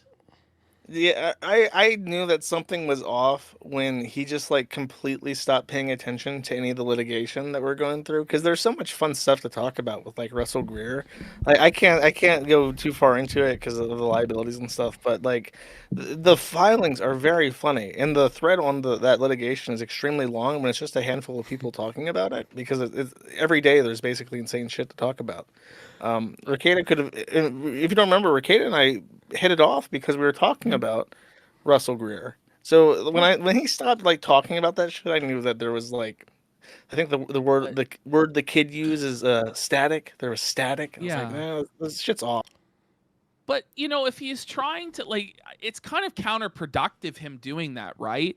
Because if what he wanted was, like, goodwill on Kiwi Farms, because he admitted that he reads his thread every day, which is not wise, if you can't, like, it's just not wise.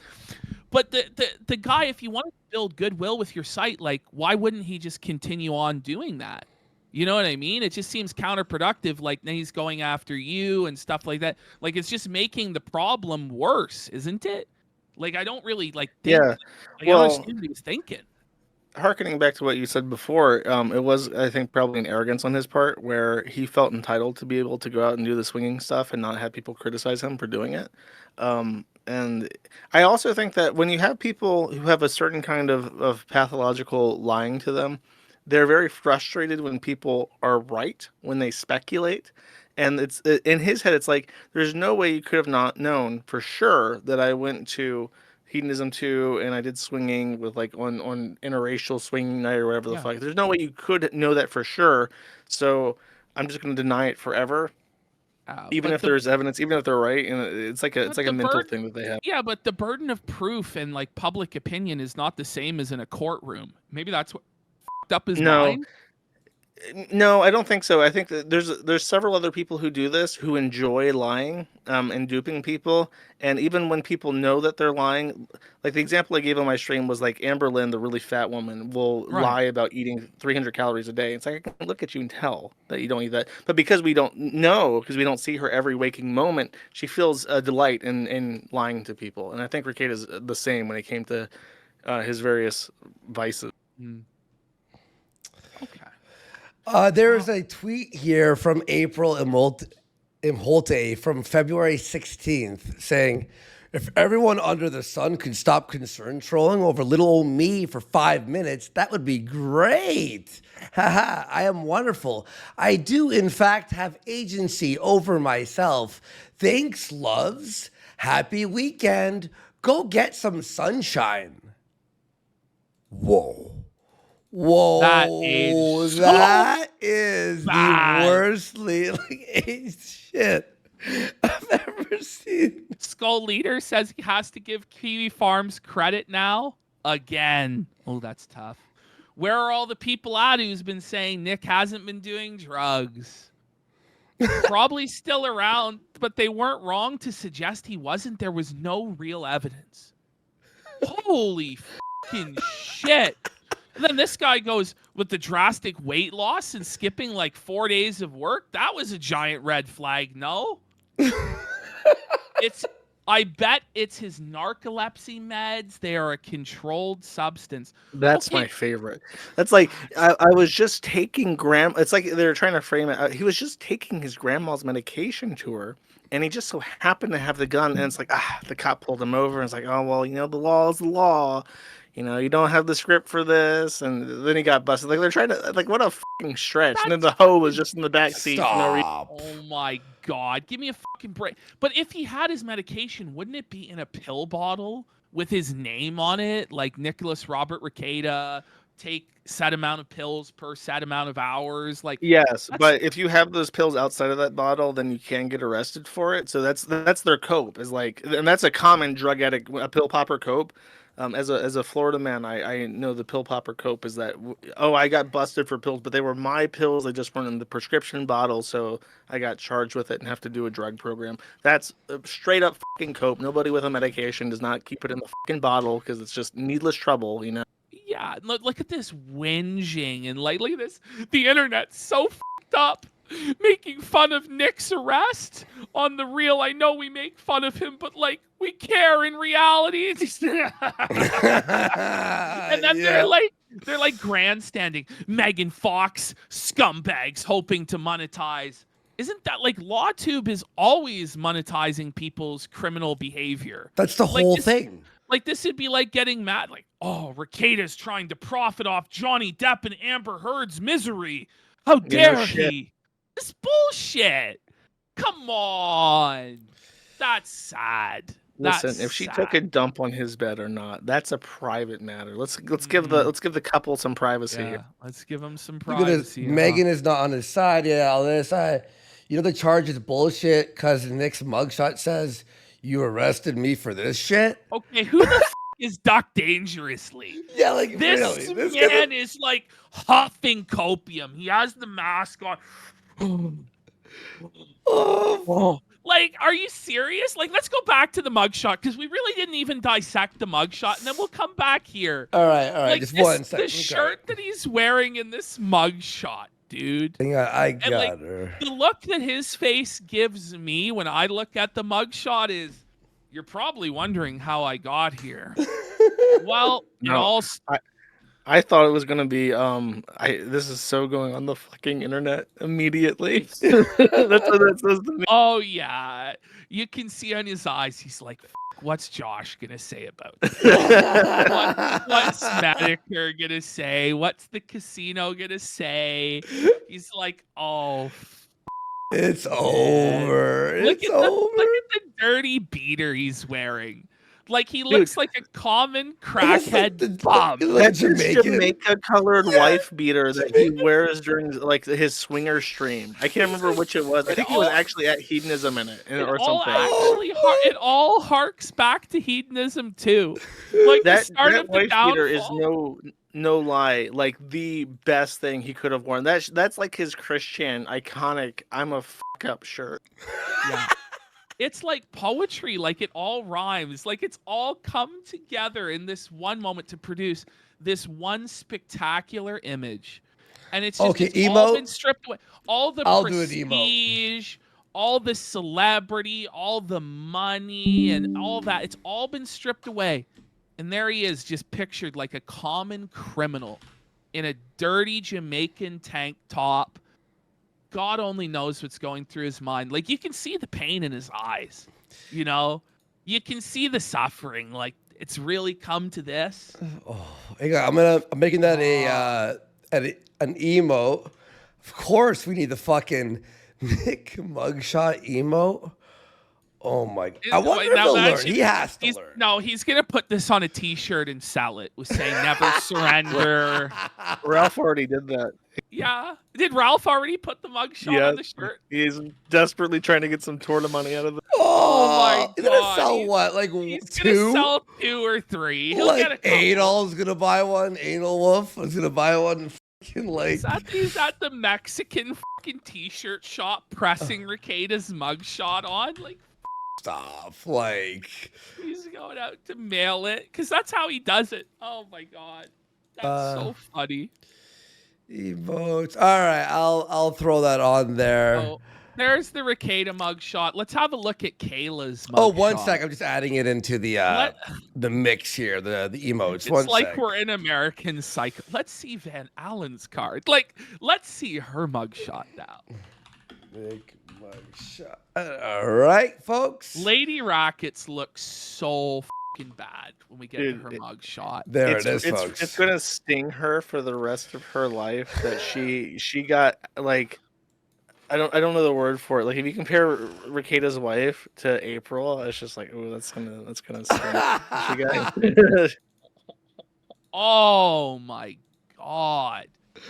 First of all, what is that on? Is that a tattoo on her chest? I think that's a tattoo. It looks like someone bit her, like a fucking It looks serial like, killer. you know what it looks like bloody thumbprints. Yeah, it Fingerprints, does. almost like half like incomplete fingerprints. What a trashy fucking tattoo for a mother of 5, by the way. She has like a cherry tree tattoo. Is it supposed really to ugly. like she's like a weeaboo or some shit? Or no taku? She's the consequences of anime, folks. The consequences. Middle-aged white people are just obsessed with fucking Japan. I don't know what it is. I'm sure she has some Chinese shit written on her back too that makes no fucking sense. Remember, this all just started like with Rekieta trying to defend the voice actor from anime. And oh my God, it's come so far. You should sue. You should sue him for defamation. I have a friend that'll hook you up. Whoa. $350,000 judgment to get something like that against fucking Magnata. You know, when you set that guy up to get like that, like you reap what you sow. You know what I mean? Like this is, you get what you fucking deserve sometimes in life. This is what these fucking scumbags deserve. Look at her. Kayla, looking at her, I think she's had because the whole like open relationship thing gave her like a crisis, and she's tried to rejuvenate herself. I think she's had a facelift. I think people, because when you see a woman and she looks like she's perpetually surprised like that, that means that they've done a facelift usually. Yeah. Go ahead. You can tell, even though she's had the facelift and the eyebrows are kind of like lifted up, you can tell she's fucking livid. She looks so angry in this. She's like, you fucked everything up, you piece of shit. I saw Mr. Manchester in chat say this looks like a Dare picture. And honest, go back to Kayla. What I see here is the 1,000-yard Zanny stare. This is what I see as like the antidepressant stare. This bitch is high all day in bed on pills, watching fucking Star Trek, sleeping all day, can't even feed her fucking kids, has no self-respect, allowing her husband to fucking bring in the dirty fucking crack whore into their house to do drugs and have polycule with. Like, this bitch. She should have had an intervention for her husband a long time ago. Like, on a lot of these drunk streams, like Dear John or the one from the other night, she should have pulled the fucking plug on the router. I always said that. She didn't. I always said, like, how she doesn't intervene means she doesn't give a fuck. Well, I think it's not even that she just doesn't give a fuck and doesn't care. It's that she's actively involved in the same degenerate lifestyle. So she sees no problem with it. Yeah. There's a big divide in that, and a lot of people are very split either way. Where it's like she's either like a victim of like a controlling relationship where she doesn't know how to get out of it, or she's completely complicit and supports it 100% of the way. There's a big split in theory about that. And of course, we got April here. She looks sad. She looks very sad. On the Jim question, on the JQ, so to speak, Jim has commented. He said that he's watching the show. He's enjoying it. He will be commenting himself Saturday. So everybody can quit with it. Jim, what's on? No, Jim is enjoying this, and he'll have his thoughts on Saturday. And you can't wait to watch your hats. Yeah, man. Can't wait to watch your take on that. She Just yeah, go on. as a aside on that, someone pointed out to me that a video was not working on the website, so I pulled it up and I fixed it, and I ended up listening to the entire thing. It was an archive that I had of Medicare and Rekieta talking about Montegraph when they were first introduced to him over a year ago, and it's so staggering hearing Rekieta talk and being so lucid and concise and just like sober in general. So. Yeah, I think that I can provide him a link with that if he wants. He should react to that too. Like, just go over like Yeah. some bits of that video and like compare and contrast where he's at now, because like I think that's their first interaction. Well, he used to be a pretty decent speaker. Like, I mean, he wasn't like the ultimate showman or anything, but you don't have to be when he did the type of streams that he did. But at least like what he said like made logical sense, and he spoke in coherent sentences. Like the way he speaks now is he just like grabs like random words from out of nowhere. You've called it like random access humor, Yeah, Christian that's very your shit. Christian. Isn't it though? Like it's Yeah. fucked. So I love you, Jim. I'll put my butthole in your vagina water, and then we'll go to Uganda and we'll fly down the train. And you're like, what just happened? There's what you can pick up is that there are bits of jokes, because I do think that he writes out like some of his bits, and then as he's trying to like coagulate together a thought, he's just kind of slamming in jokes, and sometimes he completely fucks them up, and you can tell that it was like a written joke that he fucked up. But yeah, it's like a mess, and for some reason he never wants to shut up. Like Yeah. he thinks that a moment of silence is going to kill his vibe or whatever, and it's like he just rambles incoherently. Yeah, I mean, but if you give your statements sometimes room to breathe, there can be more impact and more power to them. You don't always have to be a mile a minute. I know I'm one to talk because I'm just like, you know, but for real, like the guy talks almost like he's schizoid. Like it's almost like how a schizophrenic or like a crackhead bum on the side of the road would talk. Yep, just The random. one that sticks out to me last stream is, because usually I can, if I sit and I think about it, I can try to figure out what the he's trying to say.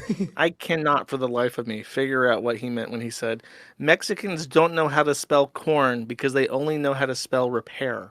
I have dwelled on this for many minutes of my life, and I'll never get them back, and I'm not any closer to determining what the that means. There is no solution. is It's it like, why is a because- raven like a writing desk to your fucking insanity? Is it because you would like get, like an illegal Mexican from Home Depot and they repair things to repair, and then like he thought the word repair? There's definitely like a day laborer joke in there There's a somewhere. day but labor Mexicans know- joke. Like I'm pretty sure. But Mexicans know about corn. And they eat They've corn, invented though, it. yeah, That's why their so- food is all corn.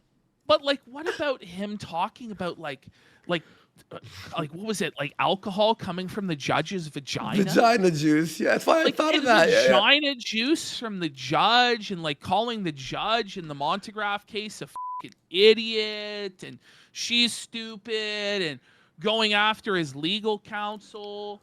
Like, when he goes after his legal counsel like that, like, couldn't he violate like his attorney-client privilege? Couldn't Mendoza then be brought to the fucking stand?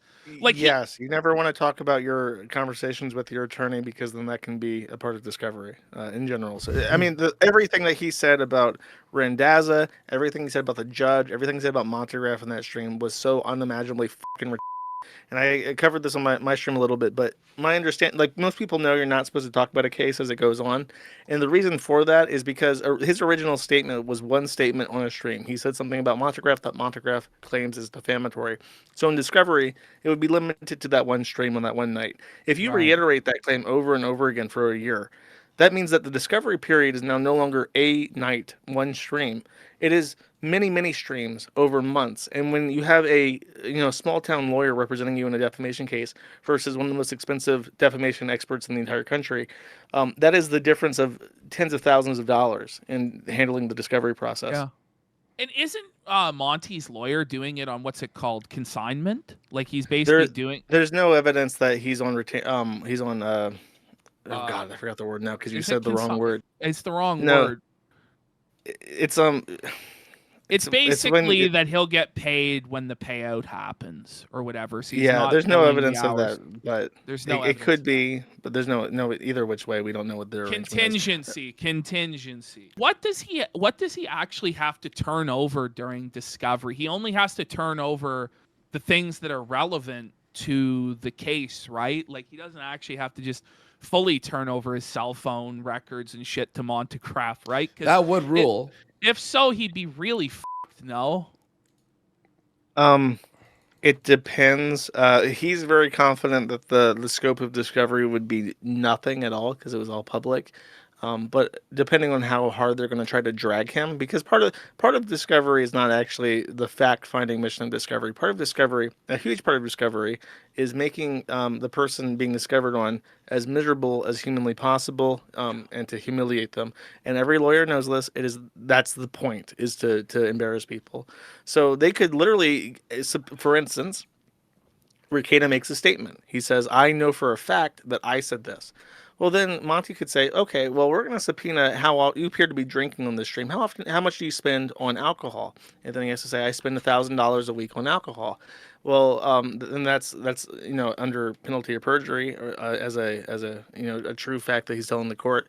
And then they can ask him, like, "Okay, well, if you spend $1,000 a week on alcohol, how can you be certain that you said this on that time?" And here's a clip of you blackout drunk. How do you know what you said during this blackout drunk period? So they, like, again, discovery and the depositions and stuff. That's part of the only fun part really for the lawyer, is deciding how they're gonna twist a knife in you. Because shit's gonna get really embarrassing with him, isn't it? It's gonna be really bad. He needs to fucking give Monty the 50 grand yesterday. Yeah, Give he needs to get the fuck Monty out of this the lawsuit. 50 grand.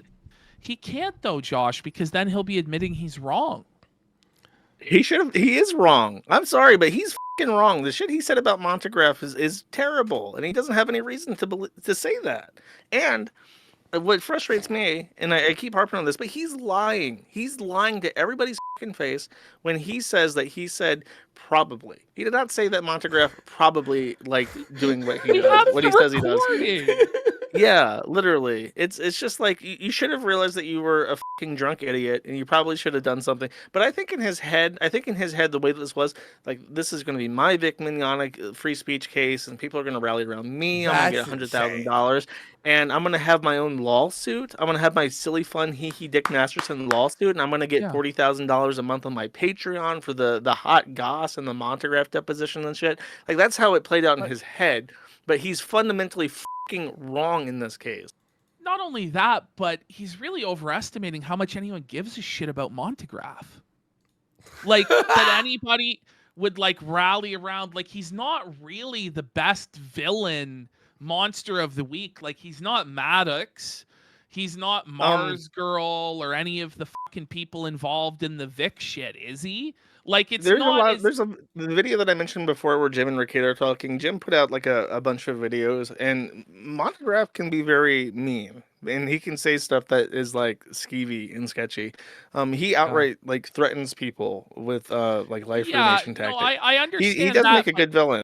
No, but he's not like this high. He's not very high profile, is what I mean to say. Like, he's not. Russell Greer isn't high profile, but he's still like a clown. His case. It's true. I think that I can kind of understand what he was going for, but the problem is that the lawsuit itself has to be completely spurious. Like, there were so many fundamental issues with what Maddox filed against Dick that it was a joke. It was a joke the way that it was created. It was done terrible. There was also the germ of it that's funny, is that he's suing because he's been called a cuck, and he legally is a cuck. Whereas with this, it's like everybody's going to get fired up about your right to call a guy a pedophile. Like, it's just not really this righteous cause. Yeah. Like, it's hard to frame it as the free speech issue. I have a right to call this guy a pedophile without evidence. Like, I just think it's a bit hard to, like, sell that case. Well, and yes, you know or what I mean? on his Spiral stream, he's like, no, he's definitely a pedophile. Trust me, there's evidence, and you were like, is there? Well, if you go to the OP on the Kiwi Farms thread, it goes through claim by claim by claim and debunks all of that shit and shows that no, actually, Rekieta doesn't have a fucking leg to stand up. But I know I cut Josh. Josh was about to talk. Oh no, it was just with the Maddox thing. A lot of what made the lawsuit funny was intentional framing on Dick's part, which was made extremely easy by the fact that Maddox didn't defend himself in the court of public opinion at all. He filed a stinker in the courts, dragged all these people in, and especially, unforgivably, kind of, he went after Asterios and his job for very, very petty reasons. I think that Maddox had some legitimate grievances with Dick, but he had no reason to sue Asterios. So he, out the gate, did everything wrong to make him, and did not defend himself at all. And then Dick, because it was such a bomb in the court, Dick's attorney got to do fun things for the sake of the show, like insinuate, well, he's saying that we defamed him by calling him a cuckold, but can you really prove that he's not a cuckold considering the facts of the case?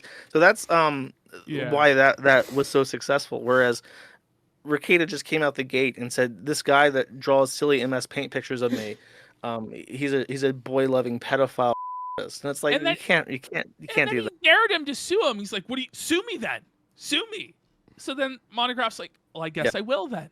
I guess I It's will." not like he was literally asking for it, whereas Dick and Asterios were not. They were not literally asking for a law. Yeah, we keep saying it. Last words from a man sued. What are you gonna do? Sue me? So this is a fucking disaster. It's a burning fucking trash crazy. fire. Like, it's gonna be awesome. It's gonna be an awesome arc to see where this goes. And we'll cover it for sure on this show, as well as you, Josh, on Mad at the Internet, and also the Clip channel. Go sub to it, and every other channel in the world. But I can't see it fizzling out anytime soon. Is No. there anything else you want to bring to the table, Josh? Or is there anything in chat, guys, that you felt like we didn't go over? Yeah. You want to hear our thoughts about it before? Because I don't know how much more we can get out of this. All we have, there's no videos that we could pause a million. No, it's just this happened. I mean, we got 2 hours out of it. It was fantastic, and it was nice talking to you, Josh, and hearing your thoughts on this. But yeah, go ahead. I don't know. I just want to say, because I think people tagged me on the forum and said, how did you know that things were going to go downhill with him? And I think that it was the Drexel shit was the first really big I can't get over this flag. Yeah. And the Drexel shit led into the shower talk, which was when I finally get, because you can actually hear, if you go back to when I first talked about the shower talk, you can hear it, the pause where I'm like, am I going to talk about the shower talk thing? Yeah, I probably I probably should.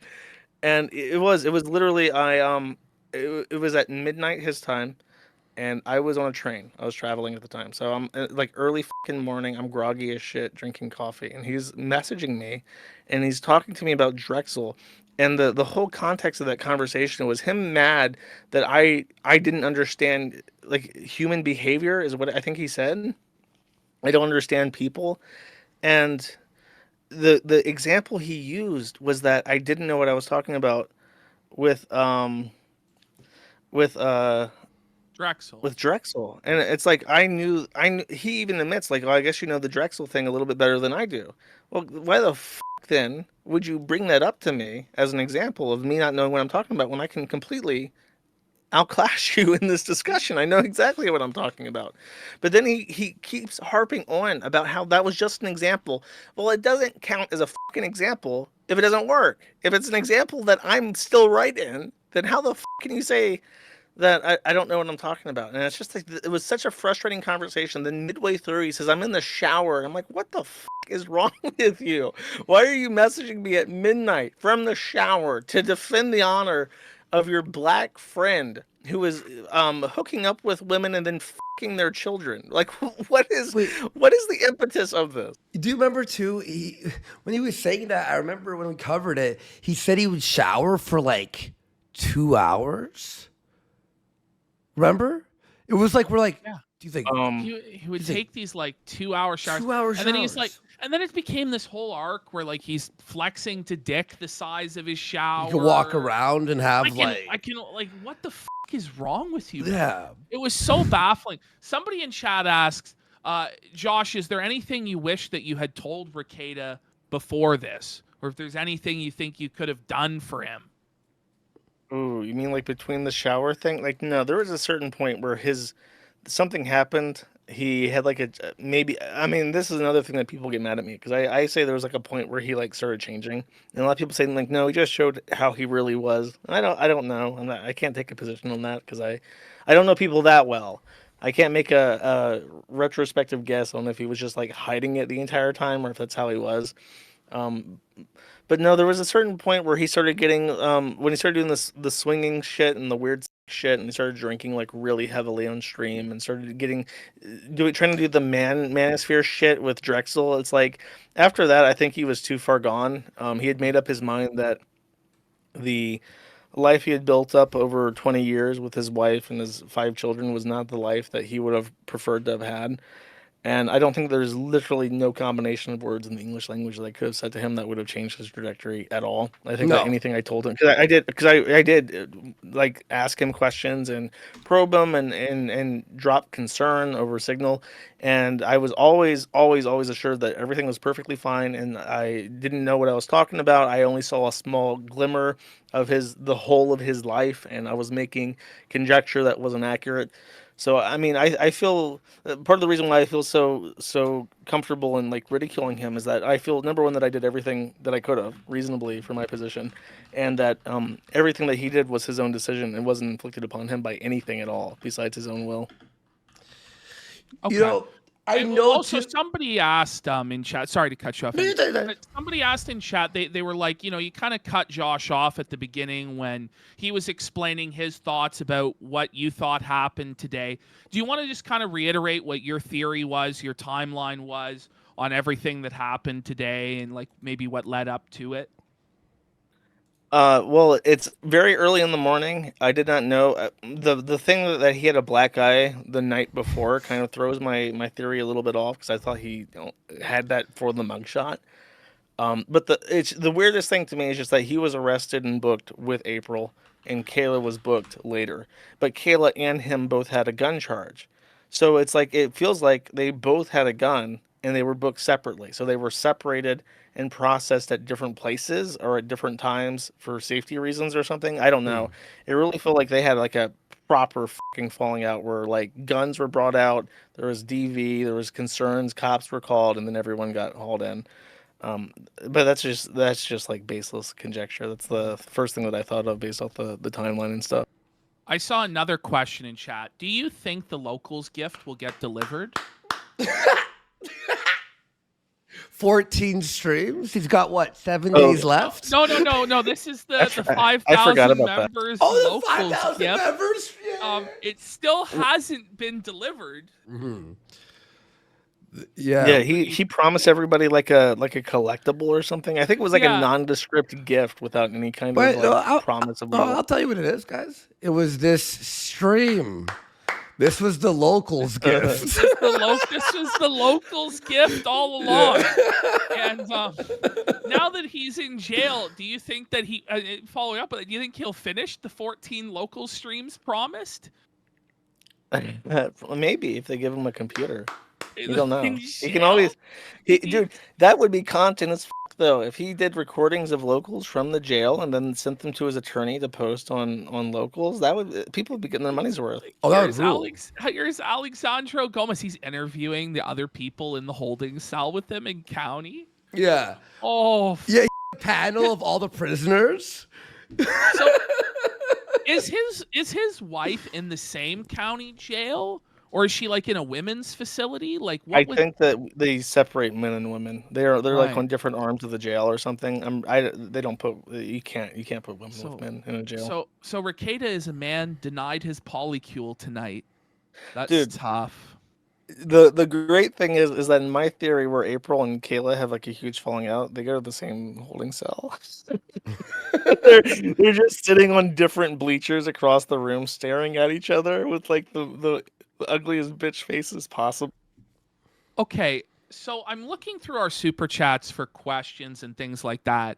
Now, a super chat reporting to have come from King of Pole. Who knows if it's King of Pole? I think it is because now he's fucking back on Twitter.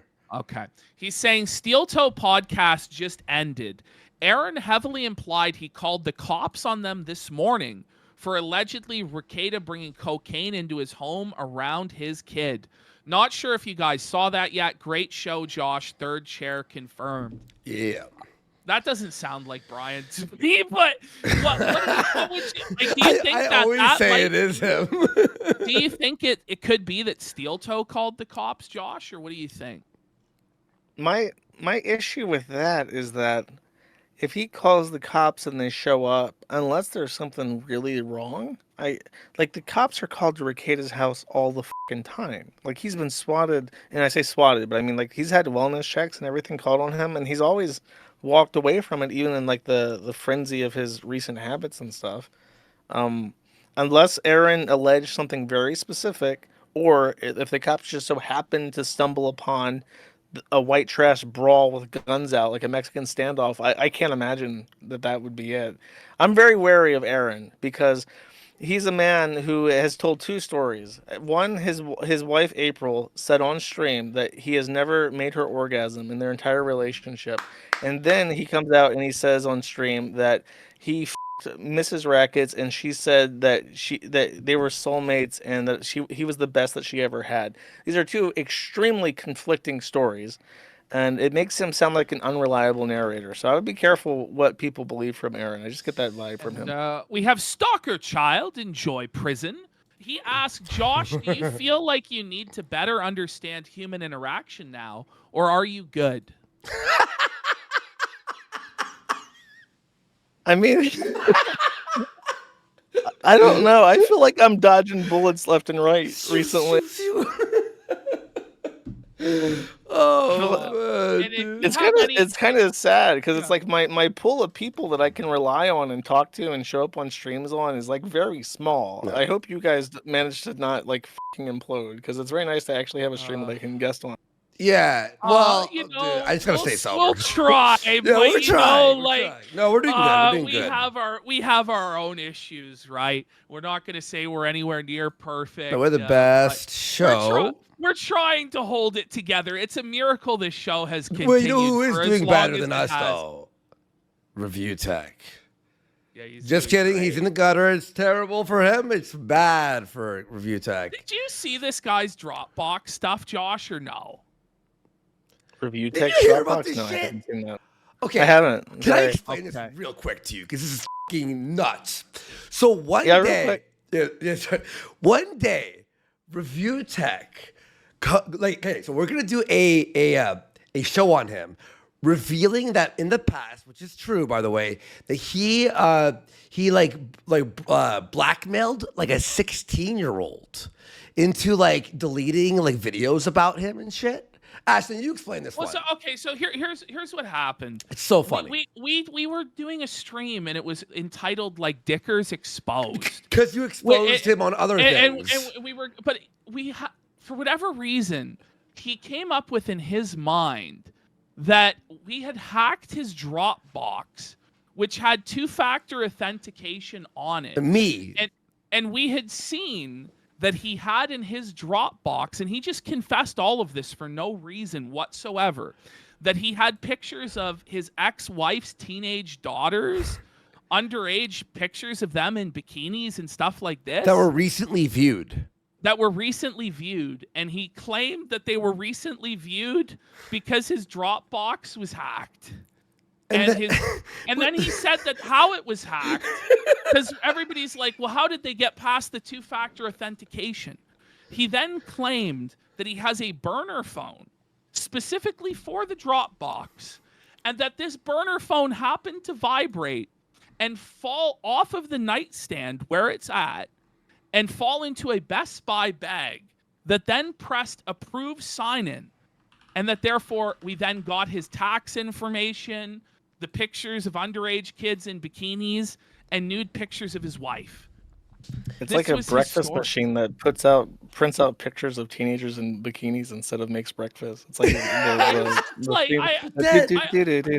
but then he changed. He changed the reason like crazy. 18 times, and we're just like, whoa! And he's in the gutter. But yeah, it was crazy.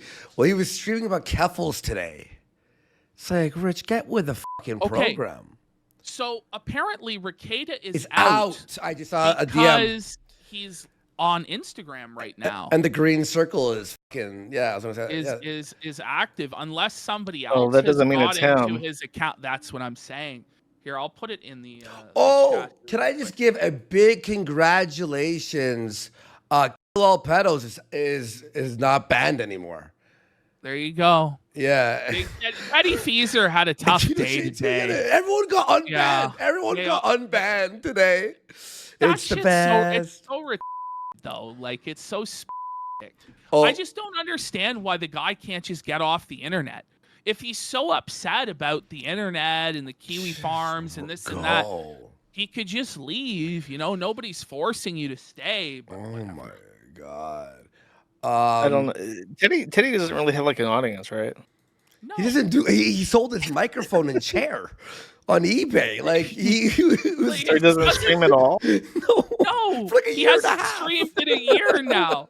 And it's like, what are you doing? He's got his eBay where he sells the Disney princess toys and the Stanley water bottles. But he's like, these kiwi farmers are coming to my house, and these kiwi farmers, I'm gonna dox them. And it's like, buddy, like, if you don't want to engage with kiwi farms, like, just leave it the fuck alone. Yeah. Like, I don't know. He's like, he's our intro guy.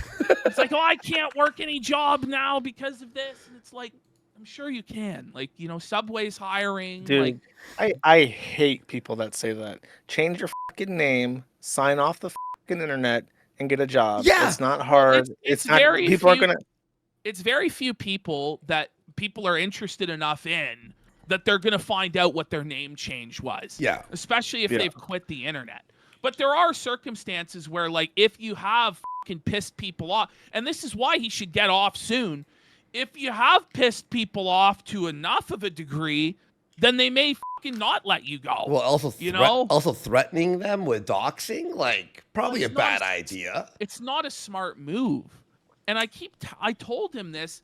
I'm like, buddy, like, do you understand, like, the behavior that you're doing, it leads to bad outcomes.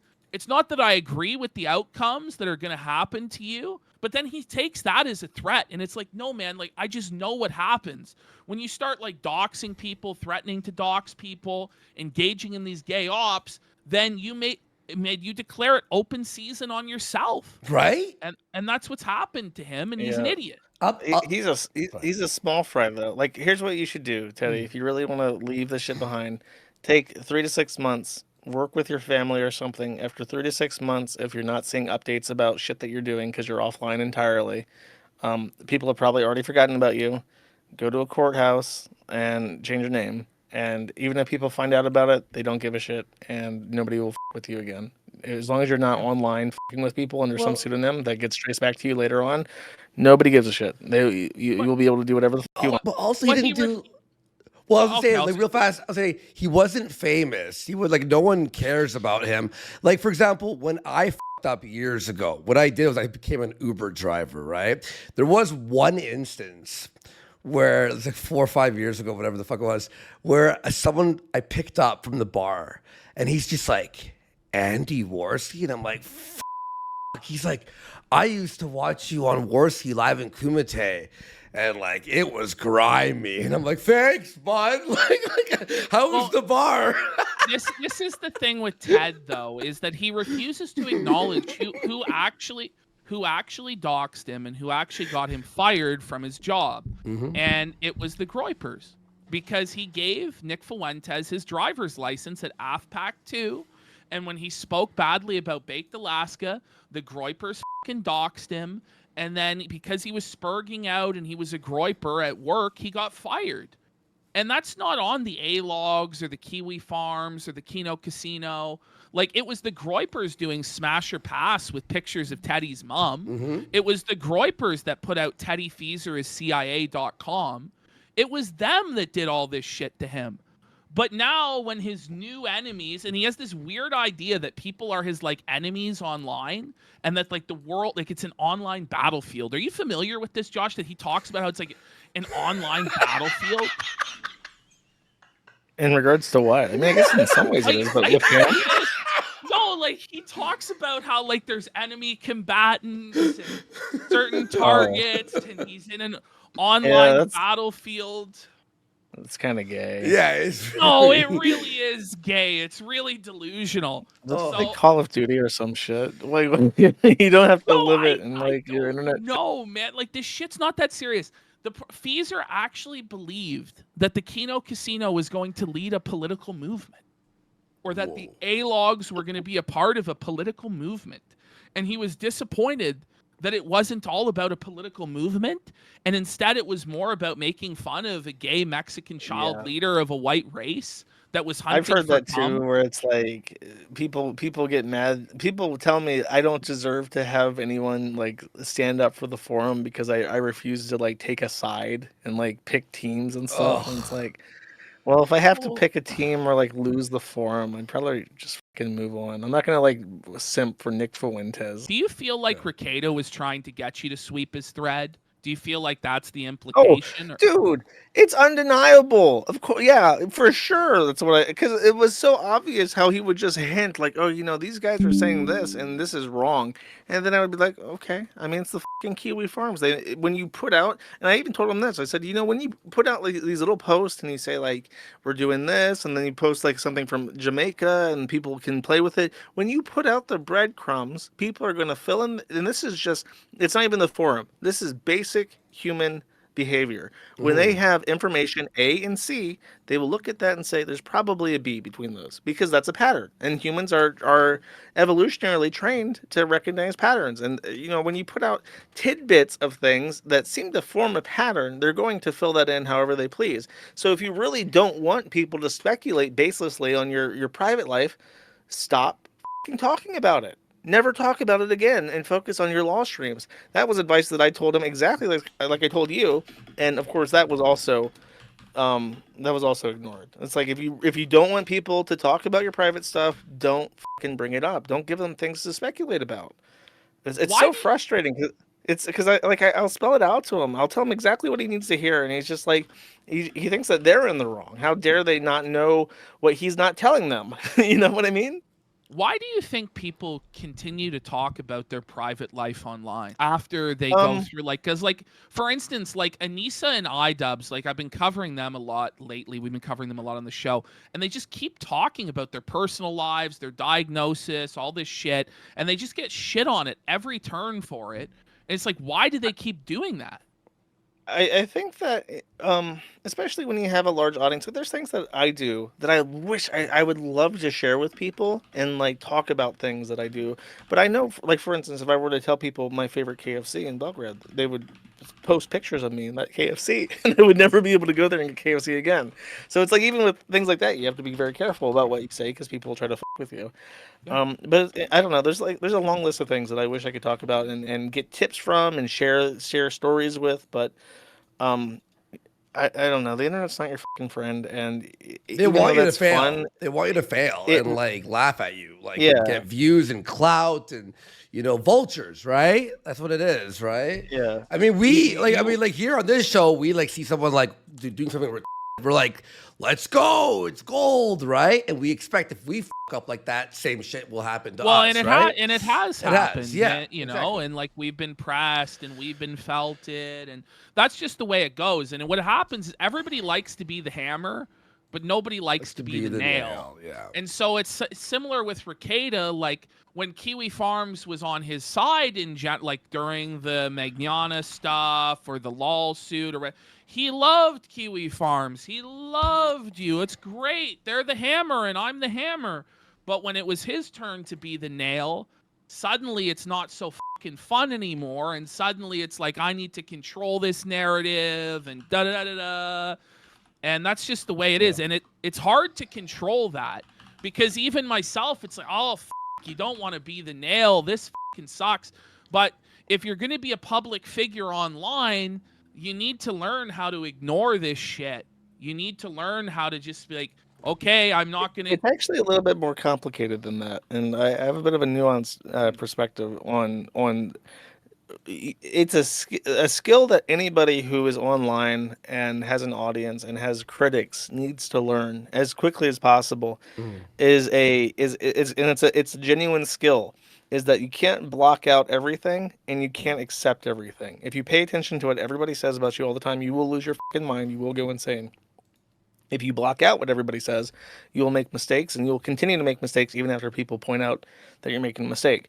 So a genuine skill set that you have to develop is how to not only take feedback, but like eliminate bad or Yeah. pointless or incorrect feedback.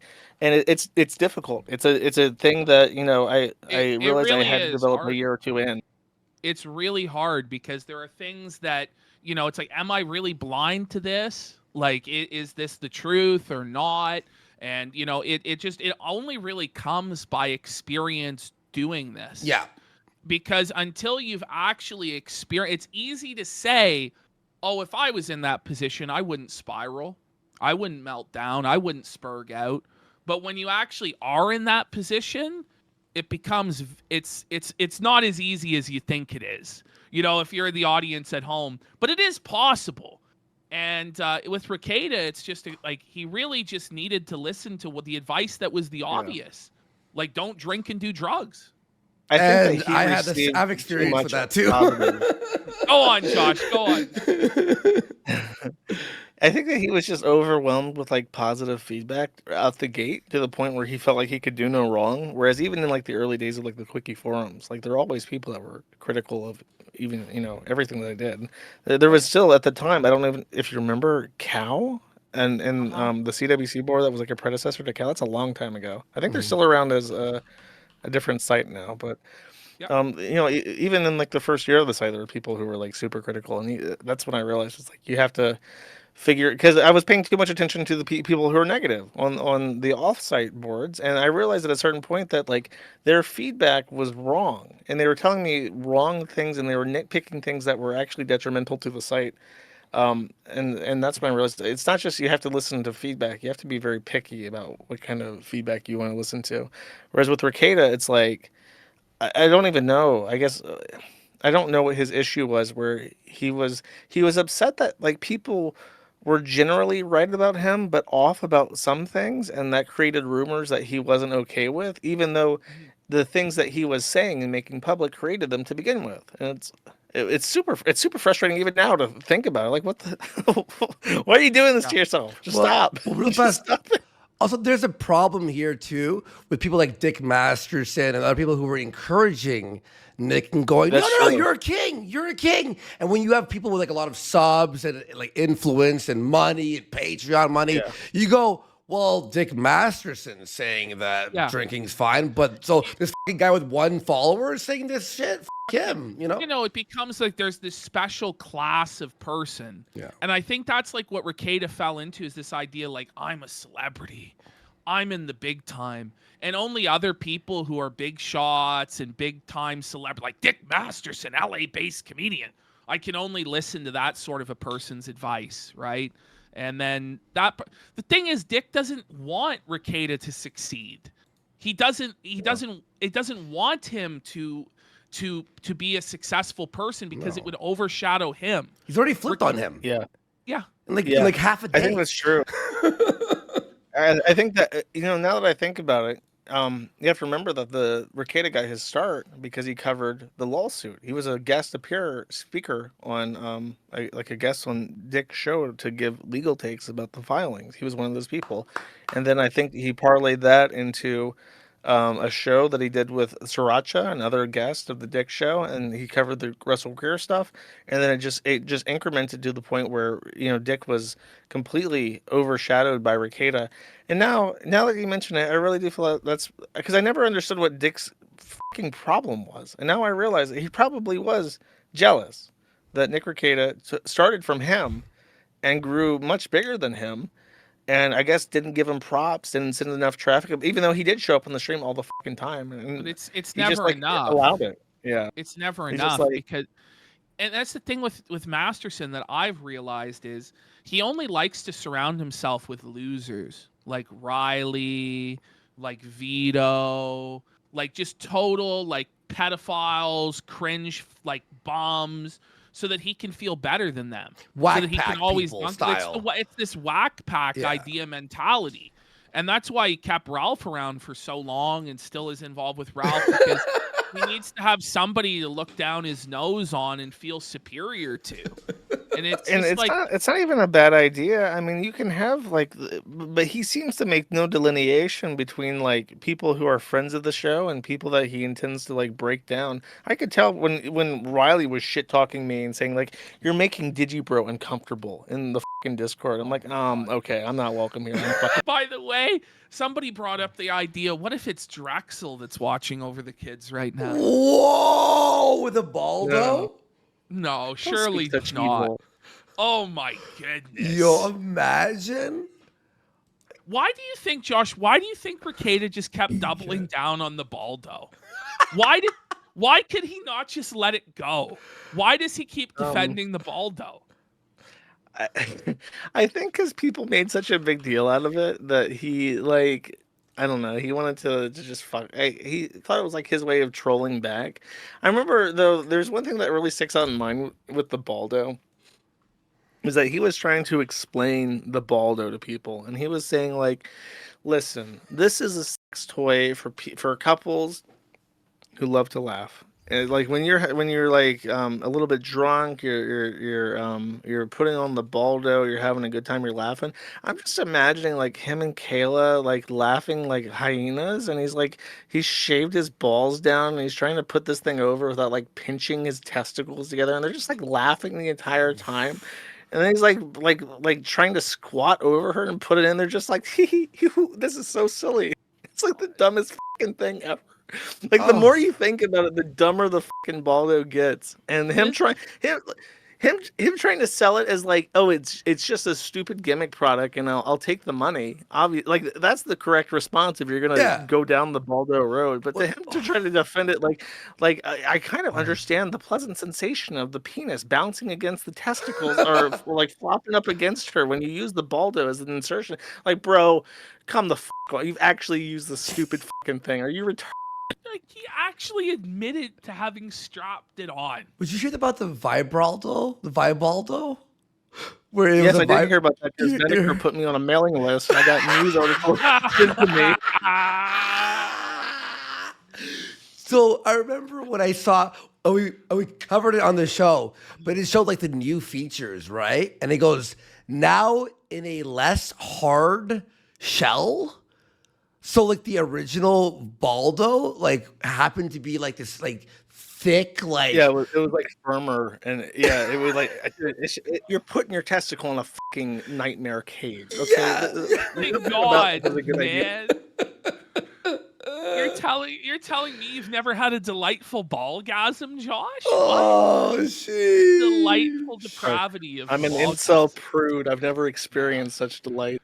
You just don't know how people work, Josh. Normal people, they love the Baldo. Oh, kids are at You walk gyms. Someone's saying. Daddy Jim. Daddy Jim's house. Holy. All right, Paul Stovepipe, thank you for the 5 subs, and Nose Goblin for the 2 subs. We Thank got you so much. Cloud Sneed. He's speculating. He's saying that Rekieta will be 2024's lol cow of the year. What do you think, Josh? Is it Rekieta's award to lose at this? Lock in Boss Man Jack. Unless Boss Man Jack does something incredible, I think it's a lot. Now, I was going to bring this up. Like, Bossman had like a battle at his house yesterday that was overshadowed. He brought over this guy to his house, and the guy started talking about like his sponsor and that he used BC Game. And then Bossman just like fucking screamed, like raged at him, threw him out of the house. It was crazy. And then there was speculation he was going to lose his sponsorship, but he didn't. But Bossman lost they chewed him out though. I haven't had time to process it, so I have to go because everything like someone sent me the link immediately and said Nick is in jail, and then since then everything's been a blur. So yeah, I mean like everything's a blur because like I was up till like noon because I watched Steel Toe after our show last night because he started at like 6-7 in the morning, and I'm like, holy f-. So I'm watching that shit. So I fucking wake up, and the moment I wake up, I look and I go, holy f***, Rekieta's in jail. What? Yeah. Like, and I've just been like, it's like a blur. You're right. It's crazy. Are we finally getting the Josh in Jamaica arc? No. I have no intention of ever going to any country of particular persuasions. I think if I end up going to, we're not all going to Cuba together, Josh. I too remember fucking this hot. talk of me, you and Surfer going to fucking Cuba at one point. I can't No. go to Cuba. You know, Canadians can go to fucking Cuba to do Cuban stuff. Americans cannot. I'm prohibited by the Department of State. That's tough. Trump reversed it. Biden didn't reverse it back. Because there was a time where I think you could go as an American, right? Like Obama changed it, but now you can't. You have to be careful though, because if you go and you do certain things, like I think if you still buy anything owned by the state, you're in trouble. And like they don't have Coca-Cola, so if you go and buy a Coke from the store, that's owned by the state of Cuba. So it's still like a huge hazard to go to Cuba.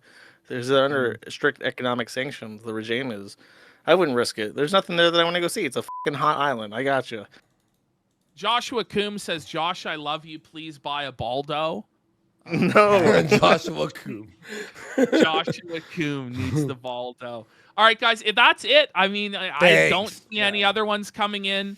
We'll read the All other right. super chats that weren't directly and addressed Ash, to Josh Aaron here in a confirmed Sunday he's still down for the interview. second. Okay. All right. Sunday, he's still down for Yeah, the interview. Sunday, We appreciate you Sunday. coming on, Josh. You, Thanks, I Josh. think you balance out the program a bit. Yeah. You make it a little bit more serious there and down to earth. So that was appreciated. We No, really it was enjoyed having you fantastic, on. man. Thank you so much, dude. No, it's been a lot of fun. Yeah, hell yeah. Anything bud. else you want to say, or are you done? Just drop the Anime N-word. sucks. Hope and sneak. All right, we'll see you around. Hopefully, we'll get you on again sometime soon. Anime sucks, When there's Cope and another Sneak. happening. Anime sucks. Wait, do you want to explain the lore of that to people who don't know, or do you don't? Oh my fucking god. Okay, just real quick. There's a guy that has been super chatting me for years. He is a shit poster on the 4chan auto board. He generates images of fat dragons eating pizza and farting in a car. And then he says that the images are on topic because the fat dragon farting is in a vehicle. The Jannies hate him. The 4chan people hate him, but he loves super chatting me these images and saying, Josh, please show this on screen. I never do. And then I just say it's a fat dragon farting and I move on. Many years later, he has done this pretty consistently. He sends this to Rekieta, who ends up getting his dick sucked while looking at it. And it's just the weirdest fucking thing ever. Someone very sent me the serendipity. image. Someone sent me the image, and I went, "What the f?" And this one just came. Matthew Vanderweel for 10 says, "Hey Josh, I'm just some guy on the internet from Okay, I don't know if I should say it. He wants to say you're his hero or whatever." That's very sweet. Don't live my life though. Stay in school. No, but really though, like don't try and do what we do at soccer. Well, it's not. It's great, I think but it's the best thing ever. I think you should do it. It is. I Well, encourage it. There are better options out there, folks. Stay in I don't school, think so. for real. Well, you know, from a certain point of view. All right, we'll see you, Josh. Yo, We man, appreciate you peace. coming on. Later, dude. Yep. Take it easy. Peace. That was great. It was fantastic having him on. I mean, All like, right. we really went with, like, a mug shot for 2 hours and 48 I minutes. know. Another tweet by Rekieta that aged really poorly. I have never been arrested for any reason, nor have I beaten my wife. Cheers. Well, he no longer even has that dunk on Ralph. My God. Well, All right, guys. Well, That was that's fun. it for this show. See I you hope Sunday. you enjoyed it. We'll see you Sunday for the interview with Aaron. 7 p.m. We'll do a setup. Probably watch some of the clips from tonight. Enjoy Mediker's stream on Saturday as well. He's got a lot to go over. It's going to be a 9-hour stream. Tariq Nisneed for 5 subs. By the way, we got over like 300 subscribers today on the Clip channel. Go watch the videos. Hit like. I recommend the iDubbbz fucking arc if you're new to the channel. You'll really enjoy it. And then, yeah, we'll see you all later.